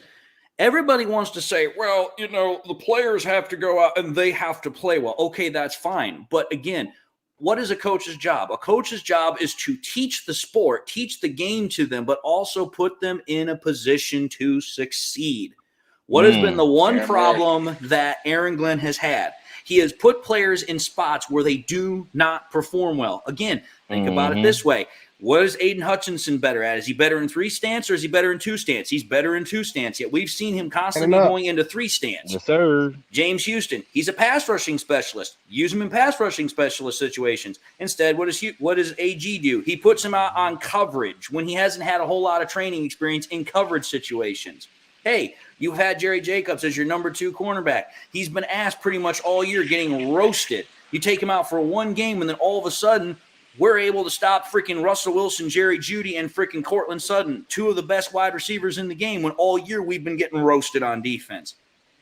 The facts be the facts that if you'd have made those adjustments, if you'd have actually listened and said, hey, maybe if I make a slight tweak here or a slight tweak there, maybe something might change. But now it's like, oh, we're at this point where 3 head coaches have been fired. There's probably going to be at least 1 or 2 more before the end of the year. Aaron Glenn is trying to get himself a job. Now, anyone can say all they want, well, Aaron Glenn's not going to want to leave because he wants to be the best defensive coordinator in Lions history. I'm sorry, that ship sailed 2 years ago. Yes, sir, He was going to take a job last year if they would have offered him one, but he didn't get it. He was waiting, and they called somebody else. Well, think about this, folks. Think about this for a minute. Aaron Glenn literally interviewed with the New Orleans Saints job, and he lost out to another defensive coach in Dennis Allen, who was so bad for the Raiders that they fired his ass. Mm-hmm. Think about that one. Dennis Allen was so bad that even the Raiders didn't want him after, what was it, a year or two? Mm-hmm. But it is what it is. Man, yeah, look at this. LDV Tennis says Dak sucks. 21 of 34, 134 yards, 3.9 in average throw, 1 interception, 57.7 passer rating. Shit. Freaking Cowboys lose to the Bills 31-10, and the Bills have not exactly been a juggernaut team this year. As long as he keeps that same energy 2 weeks from now. Looking for Kevin, right? Yep. Hey, I'm just saying this. What have I said about Aaron Glenn? The most we've ever seen him keep a defense together to work is usually about 2 to 3 weeks. 2 to 3 weeks is about the most that a defense for him can stick at a consistent level to play well, because we saw it in the beginning of the year. Hey, the freaking first Packers game, the Falcons game, that defense was destroying people, and then it fell off the face of the earth. So if the trend continues, another 2 or 3 more games, this defense should be okay. Just saying it. He makes me nervous, man. And I don't like his face. His face looks stupid on the sideline every time they pan the camera across it. Oh, you're talking about Yes, Dak? sir. AG makes me nervous. I'm like, because you never know. Our defense is Dr. Heckle, Mrs. Dr. I know what you're trying to say. You're talking about Dr. Jekyll and Hyde. Mr. Hyde. Yeah, that's what our defense is. We'll look like this against Denver, but then we'll get torched by Minnesota. Something crazy happened when we play Minnesota. It's like, dude, just stick to what works. Well, think about this. This is, again, I'm telling you this right now. If Aaron Glenn reverts back to the stupidity that we saw prior to this, and we go into Minnesota and that defense gets torched by Nick Mullins, all bets are off. Like, I don't care if we win the game. If we still get torched by Nick Mullins, I will lose my holy hell. It's like, dude, Nick Mullins is trash. Like, think about that. He is one of the worst quarterbacks in the league. Like, he's probably just a step up over Tim Boyle. Oh, he was bad. Yep. All right, let's move on to our next topic here. So Jay will start us off for this one. So here you go, Jay. The refs for once didn't screw over the Lions. However, there were 2 questionable calls for the Broncos in the game. So I'm just going to go with the one that's probably the most controversial. Do you think that the offensive guard was offsides? I mean, his helmet wasn't offsides, but when they kept bringing it up, it looked like his hand was over the ball. But at the end of the day, like, I feel bad for the Broncos, but they got to know what it feels like to be Detroit. Detroit's been fucked in the ass by refs for years and years. And I mean, I understand, 2 wrongs don't make a right, but now they know what it's like to be Detroit. Fair enough. I get what you're saying. All right. Chris, what do you think? What are your thoughts on the whole situation? Do you think that offensive guard was over the line and offside? Yeah, I'm gonna agree with what Jay said. I mean, they got a taste of what refs was doing to us all year and years before and years. So I'm just gonna copy what Jay said. All right, fair enough. What do you think, DC? What are your thoughts? Do you think that the guard for the Broncos was offside? Oh, hell yeah. But, refs are refs. I mean, if they can't call a damn game, go back to college. Okay, fair enough. I get that. What do you think, Coach? What are your thoughts? Do you think that the offensive guard was offside? Yeah, he was offsides, because if it was us, we would have been offsides. If the coin was flipped, we'd have been offsides. So looking at it, I mean, and it seems like it all stemmed from when Kadarius Toney last week was offside. So this offsides thing seems to be a running trend. It didn't look like it, but I'm gonna say because it helped us, yes, he was offsides. Okay, that's fair enough. I'm just gonna say this. To kind of put a nutshell on it is, and you kind of brought up a good point there, Coach, is that take a look at what has happened throughout the course of the league this year. Go back to the very first game, Lions versus Chiefs, when every Lions fan and their brother kept getting pissed off because that right tackle was getting like an extra half-second start on Aiden Hutchinson. The rest of the year, the freaking refs have been paying extremely close attention to that. Hell, we saw it in the game yesterday against the Broncos. That one right tackle got a half-second start. They flagged him for false start. It's the same thing that went on with the offsides. Kadarius Toney was flagged because he was offside. It's like, listen, you know where that ball is. You know that as an offensive lineman or as a wide receiver, you can be on the line, but you cannot go past it. You can clearly see where your head or foot is in comparison to the freaking ball. And as a wide receiver, if you've ever played wide receiver, the very first thing you do when you go up to the line is you look at that side judge and you say, hey, am I on the line? And the ref will say, yes, you're on the line. You're good. So it's like, listen, there's no excuse. It's like, listen, offensive linemen, that's their job. They deal with the offensive line. You know where it's at. You know that you're not supposed to be passing. So it's like, listen, if the refs say you're offside, right, wrong, or indifferent, that's the call. Get used to it, sweetheart. So that's just my thoughts on the whole matter. It's like, listen, you can be pissed off about that, but I guarantee you this, ain't nobody as pissed off about that call than freaking Sean Payton was, because he was hot as hell. He was cussing out Russell Wilson. I mean, Russell Wilson just stood there and was just like, well, I'm getting my ass chewed out. Might as well just stand here and take it. I mean, how the hell does a referee fuck up an offsides or an over-the-line call? That is basically the simplest rule in football. There's a line, you're over it or you're not.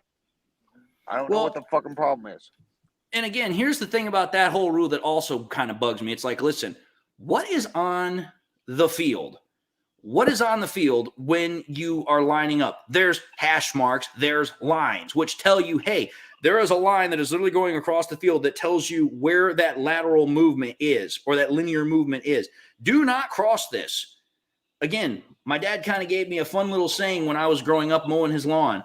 Stay inside the lines and you'll be fine. Make sure you're overlapping it. If you follow the line, you're not going to get called for something. Mm-hmm.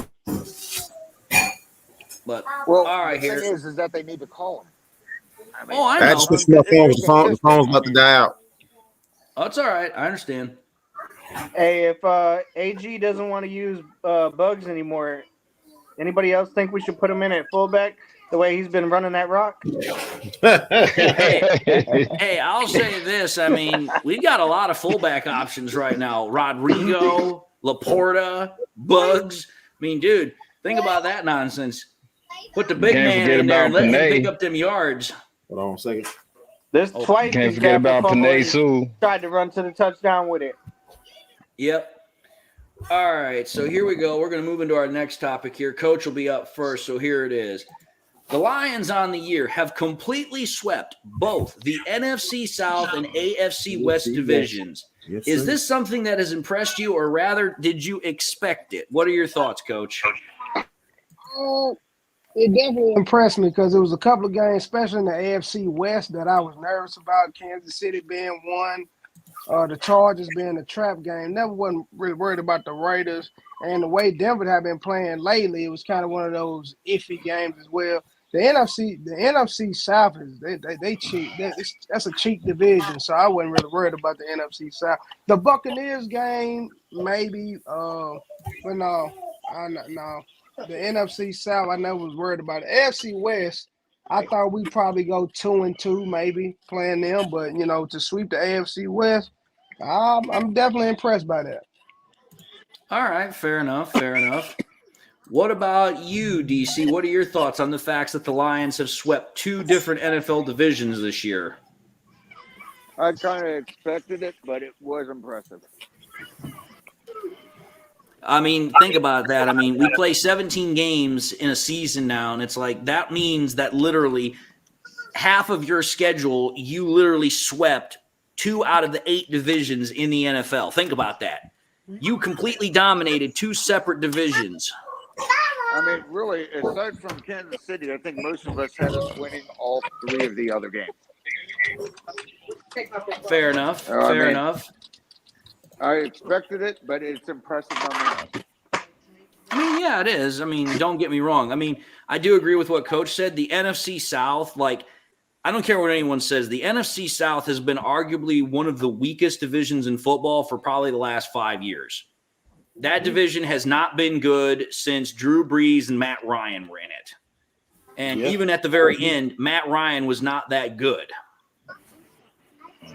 Yeah, guys.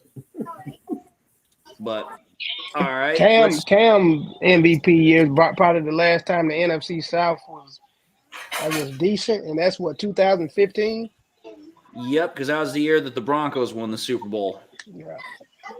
Which, I mean, that's fair enough. Like I said, that division has not been good for a long time because there's been such inconsistency at the quarterbacks. But it is what it is. What do you think, Chemical? What are your thoughts on the fact that the Lions swept two separate divisions this year in the South of the AFC and the NFC South and the AFC West? I expected it, and it was very impressive at the same time. Like, the only two games I was worried about, I don't know. Let's see. Kansas City was one of them, but then once we got the play, I saw Kansas City ain't really there, so we ought to take this for the night. And then up until last night, I was semi-worried about the Broncos, but I told people you got to remember something about the Broncos. The Broncos look great against mid-tier to lower-tier teams. And the Lions is not a lower-tier team. No, I'll agree with that. I will agree with that. Let's see here. Moving on up. What are your thoughts, Chris? What are your thoughts on the fact that the Lions swept two separate NFL divisions this year? I'm impressed. Just going straight for it. Yep, I'm impressed because, I mean, it was some nail biters and it was like maybe one or two that we could have lost. And it's kind of like I had one of each on the schedule, but I'm like, but it came out and impressed me. So, man, it shows that we're a tough, resilient, gritty team. So I'm impressed. I agree. All right, Jay, what are your thoughts? What are your thoughts on the fact that the Lions swept both the AFC West and the NFC South? The only one I was really worried about was the AFC West, and it was only the top two, Chargers and the Chiefs. I guess, but the NFC, the only one that I was really, really worried about, and this just because of our defensive coordinator's history with them, was the Carolina Panthers.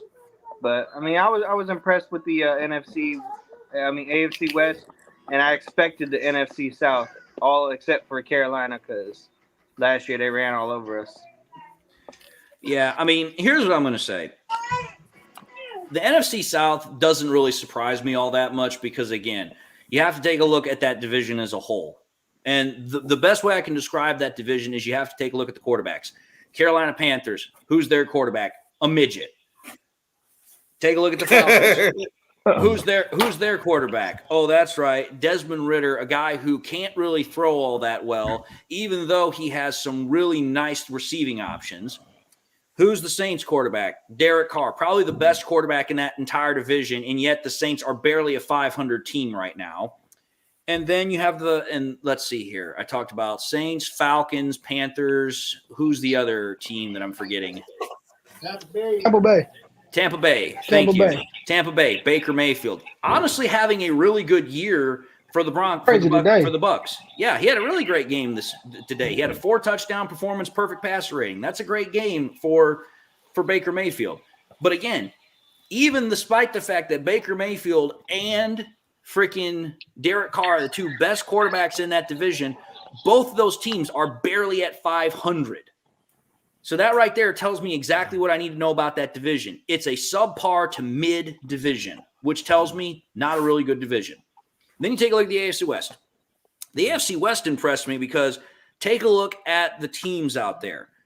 When you take a look at those teams, you have two teams that have top 10 quarterbacks, Pat Mahomes and Justin Herbert.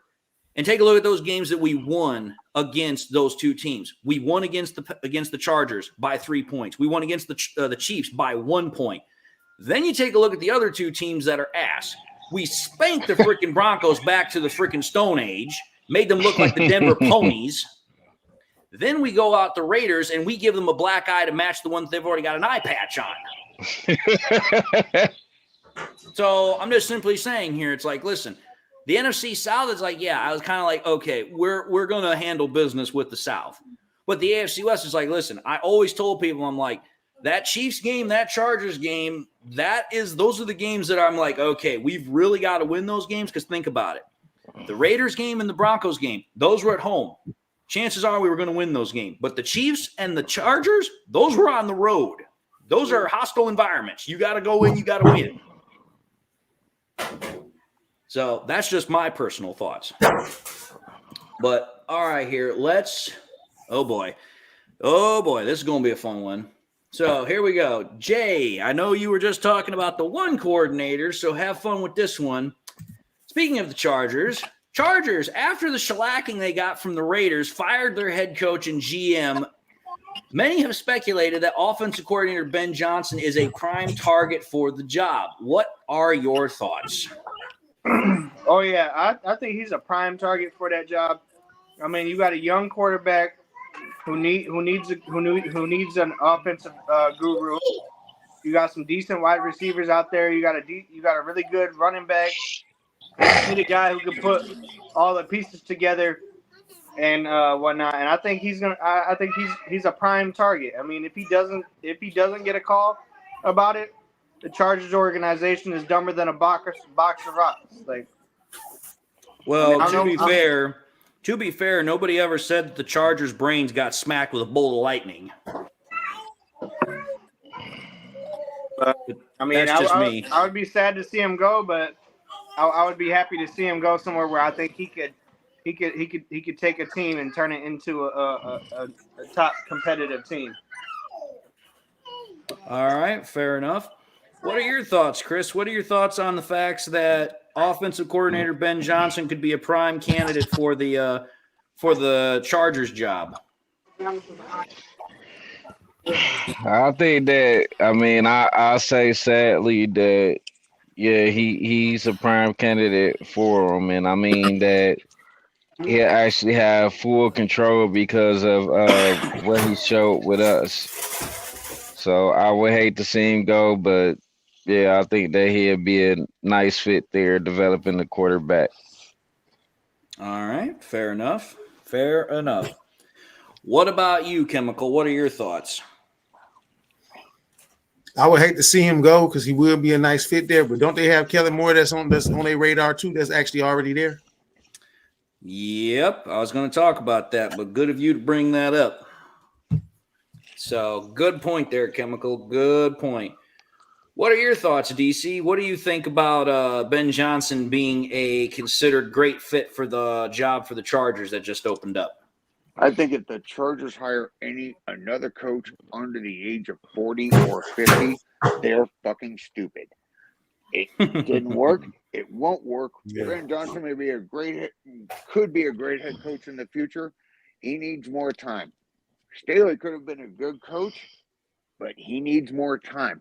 If you're under 40, you are not the possibilities only happens if you have Matt Stafford as a quarterback. If you're under 40 and win the Super Bowl, you head coaches under 40 are fucking stupid unless they're Dan Campbell and have played and coached their entire life. If you haven't done that, no, it's fucking stupid. Why do it? I agree. I agree. What are your thoughts, Coach Adam? What do you think about Ben Johnson being considered a prime target for the Chargers' vacant head coach job? Well, it wouldn't surprise me because if you look at the Chargers, they're pretty much the AFC version of the Lions as far as how the team is set up and built. And the way Ben Johnson calls plays and, as far as play action passing, using the running game, you got Keenan Allen, which would be his version of Amon-Ra St. Brown. You got the big targets on the outside, i.e. like Josh Reynolds and everybody else. So him being a prime target for the Chargers, it doesn't surprise me.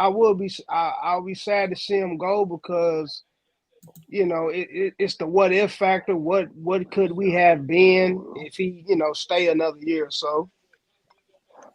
Well, here's what I'm going to say. First and foremost, thank you for the donation, Braylon, and that's why the comment's up there. But Braylon says that he thinks Sheila needs to quintuple it Ben Johnson's salary, give him Herbert money for him to stay here in Detroit.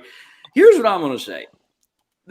This is going to actually kind of sound a little bit weird, but just bear with me, folks. Just bear with me. If you think about it realistically, the reason why I don't think Ben Johnson is going to go anywhere is because let's consider the three jobs that are currently available right now. The three jobs that are currently available for head coaches to take: Chargers, Raiders, and Panthers. And if you do the attractiveness feature of all three of those jobs, it's exactly like I just said. Chargers, Raiders, Panthers. Nobody wants the fucking Panthers job because they are literally reports that are coming from people that are telling coaches that are potential prospects, do not come to Carolina. There is a toxic ownership. Nobody has any faith in ownership, and they're literally people that do not want to be with the team. So I guarantee you this. The coach is doing a good job, too. I mean, I wouldn't see why the Raiders would move on from him. Well, that was going to be my next point, because think about this to kind of wrap up the Carolina Panthers point. The Lions have coaches that were in Carolina. They had Deuce Staley there. They had their old defensive line coach that is there. So there's connections that are inside of Carolina. So I guarantee you this, Ben Johnson definitely talked to Deuce Staley, has definitely talked to that defensive line coach to get an inside feel of what's going on in that organization. Then to your point. Deuce Staley? Yeah, they fired Deuce Staley. They fired him. Yes, they did. If you go to the Raiders, like DC was talking about, the Raiders kind of have a situation going on like the Lions have with Dan Campbell. The players love Antonio Pierce. And that's part of the reason why the Raiders have kind of made a small bit of a turnaround since they got rid of Josh McDaniels, because the players love playing for Pierce and they want him around. Hence the reason why they've done so well. That's the start. Now, here's the reason why I don't think Ben Johnson goes to the Chargers, for a couple of reasons. Number one, like DC was saying, take a look at Brandon Staley. Brandon Staley was hired as a first-time coordinator that was then hired as a first-time head coach, because he was a defensive coordinator with the Rams, got hired by the Chargers, and literally was only able to take a talented Chargers team to the playoffs one time. And that's with Justin Herbert, Keenan Allen, Joey Bosa, and all those other fools that are on that roster. And he could only take that team to the playoffs one time. Here's what I can say right now. The reason also why they're not going to go after Ben Johnson, or that Ben Johnson's not going to take that job, is because, as Chemical said, you've already got a hotshot offensive coordinator in Kellen Moore there. Why would you bring in another hotshot offensive coordinator? At that point, you're going to have two competing philosophies and coordinators that are trying to run an offense. And here's the thing. Too many chefs spoil the soup. Yeah. So for me, it's like, listen, if you're going to go after one or the other, you're going to have to get rid of one. And to me, it's like, wait a minute here. You've already had Kellen Moore there for a year. He's already built up a relationship with Justin Herbert. Why not just promote him internally and then find another offensive coordinator? And I'm telling you this right now. Ben Johnson's not going to leave Detroit to then go out to be Justin Herbert's lackey, because, again, Kellen Moore's going to call the plays. So to me, it just makes no sense. The only way that Ben Johnson is going to leave is if he finds a job where, one, he can call the plays, he can make decisions, and that's not going to happen with the Chargers because, again, it makes no sense for them to hire him when they've still got Kellen Moore there. You would either have to get rid of Kellen Moore, or he'd have to go somewhere else. And I'm telling you this right now, like I just said with the freaking other coaching jobs that are vacant. I don't think the Raiders are going to move off Pierce. And who in the hell in their right mind is going to go with the freaking Panthers job? Oh, yeah, the Panthers is a rebuild mode right now. Super rebuild. Exactly. That's my whole point. So, again, unless another really, really attractive coaching job becomes available, I don't see how Ben Johnson leaves. And realistically, the only kind of jobs that I think are going to become available are the Patriots job, and that's about it. But think about this. What do the Patriots have at quarterback? Mac Jones and Bailey Zappi. Not exactly good options. And again, that team is in a rebuild crisis because they've spent the last 2 years trying to rebuild it with free agency acquisitions and hasn't worked. So again, I don't think that, Ben Johnson's going to go into the New England Patriots as a head coach trying to overtake Bill Belichick's legacy. That would be a monster undertaking for any coach to do. Man. Matter of fact, is Fat Trisha still over there? Nope. No, he's with the Eagles. He actually here's the funny part. The Eagles actually just announced today that Matt Patricia is taking over play calling duties for the Eagles defense. That makes me myself laughing. They not gonna be the same. Because what they said is that their defensive coordinator is now going to go to the booth and that Patricia is going to call plays into the green dot. So he's calling defensive plays for the Eagles. Oh, Lord. Oh man, that went up my nose. Yeah, I'm sorry. It's just like, dude, I mean, he's better doing that than being a head coach. Well, here's the funny part about this whole situation that still makes me laugh is that Matt Patricia, as a defensive-minded coach, did a better job coaching the offense of the Patriots last year than Bill O'Brien is doing this year. Yeah. So just think about that. So that's just my job. Steve O asked the question, why wouldn't I think Ben Johnson would keep Kellen Moore around if he takes the Chargers job? Usually a new head coach is starting fresh, bringing in their own staff. Here's the reason why I don't think that Kellen Moore is going to stick around with Ben Johnson, because, again, they're both hotshot offensive coordinators. Everybody agrees that what are teams looking for right now? What are teams looking for in head coaches? They're looking for those hotshot young players or ex-players or coaches, so that way they can become the next Sean McVay, the next Kyle Shanahan, the next whatever, to take over a floundering franchise and turn it into a freaking gold mine. Here's the problem, though. Doesn't work. Again, it's not going to work because, one, think about it from Ben Johnson's perspective. This is only his second year being an offensive coordinator. Kellen Moore has more experience as a coordinator than Ben Johnson does. Yeah, so if you're going to talk about experience on who should get the job, it would be Kellen Moore based off of experience. Because think about it. He coached the Cowboys with Dak Prescott, did successful with them.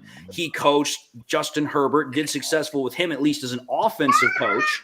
So it's like, in my honest opinion, if the Chargers are seriously going to look for a quote-unquote young head coach with offensive experience, why not look in your own damn backyard? We already got him there.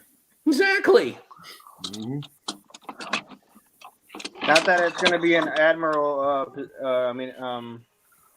a desirable position, but isn't Ron Rivera going to be done with the Washington Commanders? He is. That's the report, just like the Patriots, that the Commanders are going to let Ron Rivera go at the end of the year. But even that, it's like Sam Howell's not that good of a quarterback. He is okay to average.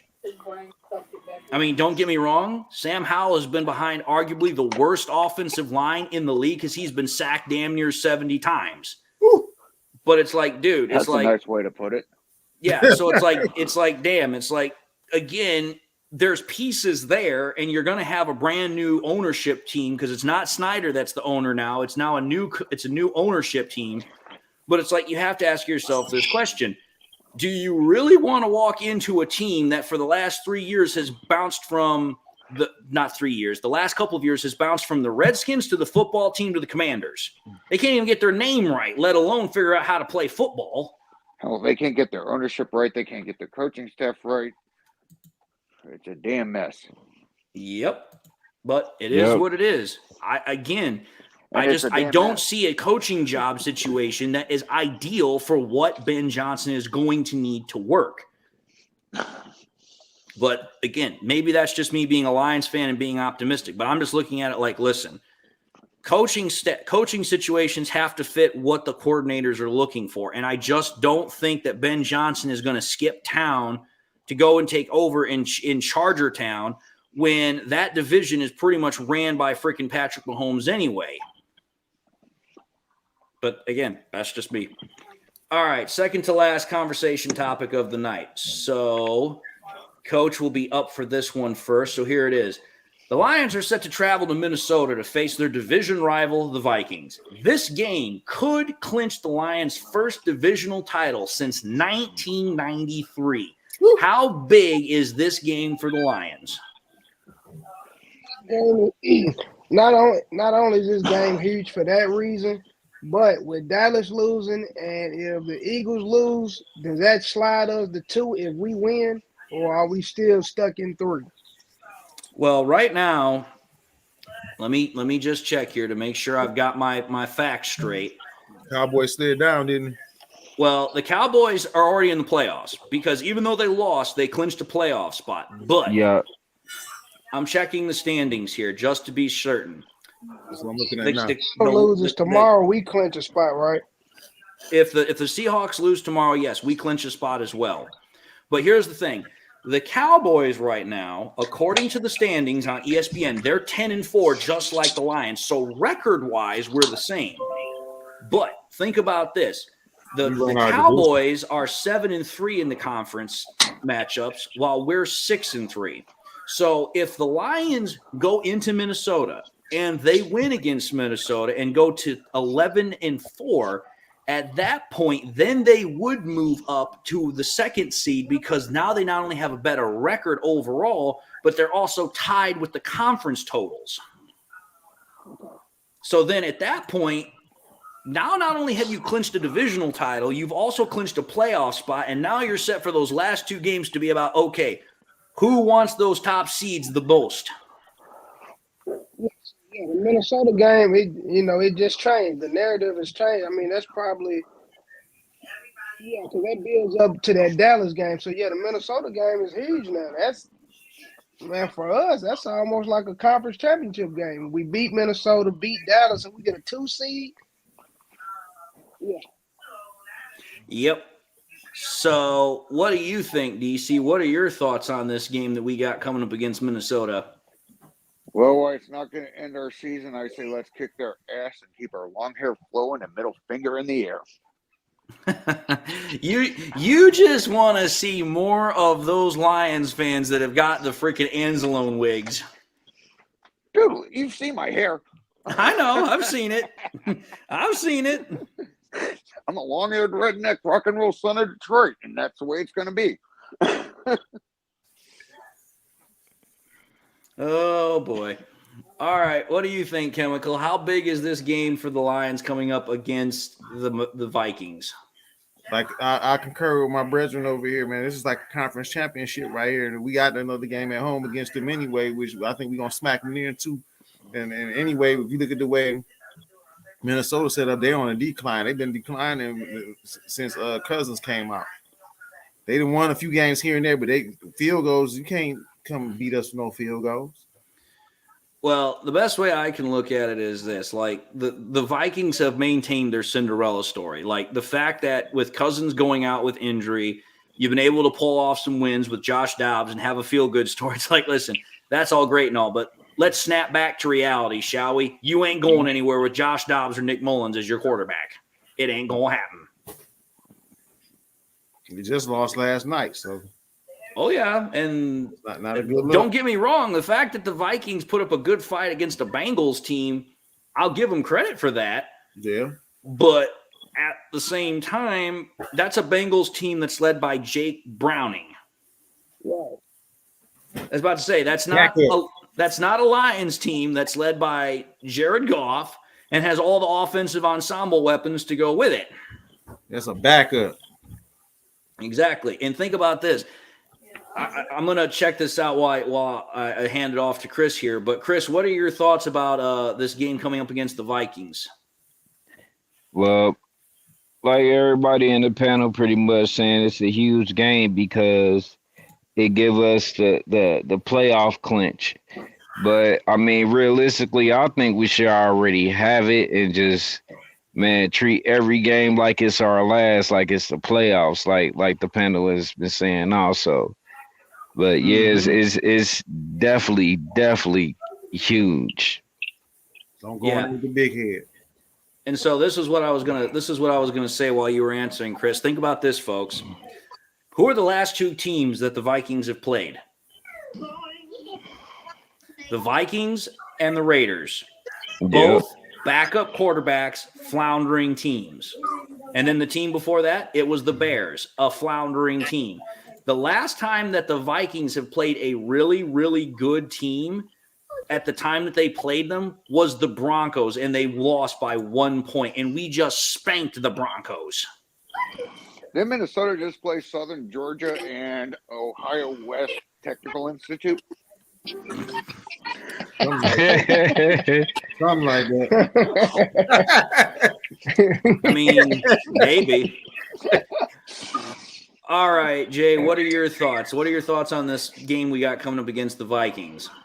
I mean, my thoughts is that, like everybody else said, this is a big game because we need to make sure we try and push to clinch that playoff spot, move up in the seeding rank. But also, I think it's going to be a big game because this game is at Minnesota. We've not been able to win at Minnesota in a long time, and they got a very injured team. The only thing good about them is going to be their defense. And if we're facing a rookie quarterback, our defense is going to shut that down and make it look like crap. So their defense is going to really have to step up, try and stop our offense, and that's no easy task. Ask the rest of the NFL. All right, fair enough. Here's how I'm gonna put this. This is how important this game is. One, think about it this way. This is your time to shine, Detroit. This is your time to officially put the big fucking stamp on it. Think about it. First time to win an NFC divisional title in 30 years. Think about it. It's 2023. The last time we won was 1993. Think about that. Then think about this. Not only are you possibly winning a divisional title for the first time in 30 years, but you get the chance to do it against a division rival. The same division rival that won the division title last year. So not only are you getting a chance to do it against a rival, but you're getting to do it against the guys that won the title last year and pretty much saying, oh, you guys thought you were something? We're going to take that crown off you and pretty much tell you you're nothing. And then here's what makes this even better for me. It's on Christmas Eve. Can you imagine what better Christmas present you can give to the Detroit Lions than to get the division title for the first time in 30 years on Christmas Eve itself? Hell yeah. Present up on present. Exactly. At that point, it's just like, hey, Merry Christmas, Lions fans. Hope you enjoy it. That's what I'm saying. CJ Johnson come back? Huh? Done CJ come back next week? Yep. Well, he's already been medically cleared, so he's going to practice this week. So some people are trying to say he might play for the Vikings game. I don't think that's going to happen. I think he's most likely going to come back for the Dallas game. The Dallas game, yep. I said the same thing. And I'm telling you this right now. Imagine the amount of motivation that Lions team is going to have after winning a divisional crown and then know that they have a chance to go into Dallas after this game against the Bills and know that they really have a shot to actually completely just win that game with their vocal defensive leader back on the fucking field. Kick the shit out of them. Just saying. The script, the damn script literally writes itself. Like, come on now. Ooh, question. I have a question for everybody. You think that the Dallas Cowboys gonna beat the Miami Dolphins next week? That depends on if they've got Tyreek or not. That's really going to depend on if Hill's playing. Oh, yeah, Tyreek is in the pickle right now. Is it a home game for Dallas? Let me check really quickly. So Dallas plays Miami next week, and they are at Miami. Oh. So I mean, Miami don't got the greatest defense, but Miami, I give Miami the edge because it's in Miami, but Miami's defense is sketchy. Yeah. Well, yeah. Again, you have to think about it for the likelihood of this. If Tyreek plays, that is literally going to come down to which offense can play better. Literally is what it's going to come down to. And if the Dak that played tonight against the Bills defense shows up, then there's actually a real good chance that the Dolphins could actually win since they're on their home turf. Yeah. So at that point, then you could think about it. The Cowboys could be coming into that game against the Lions on a 2-game losing streak. It'll be a wounded animal. Yep, they already clinched. So at this point, it's like, listen, at this point, they're just playing for seeding purposes. And right.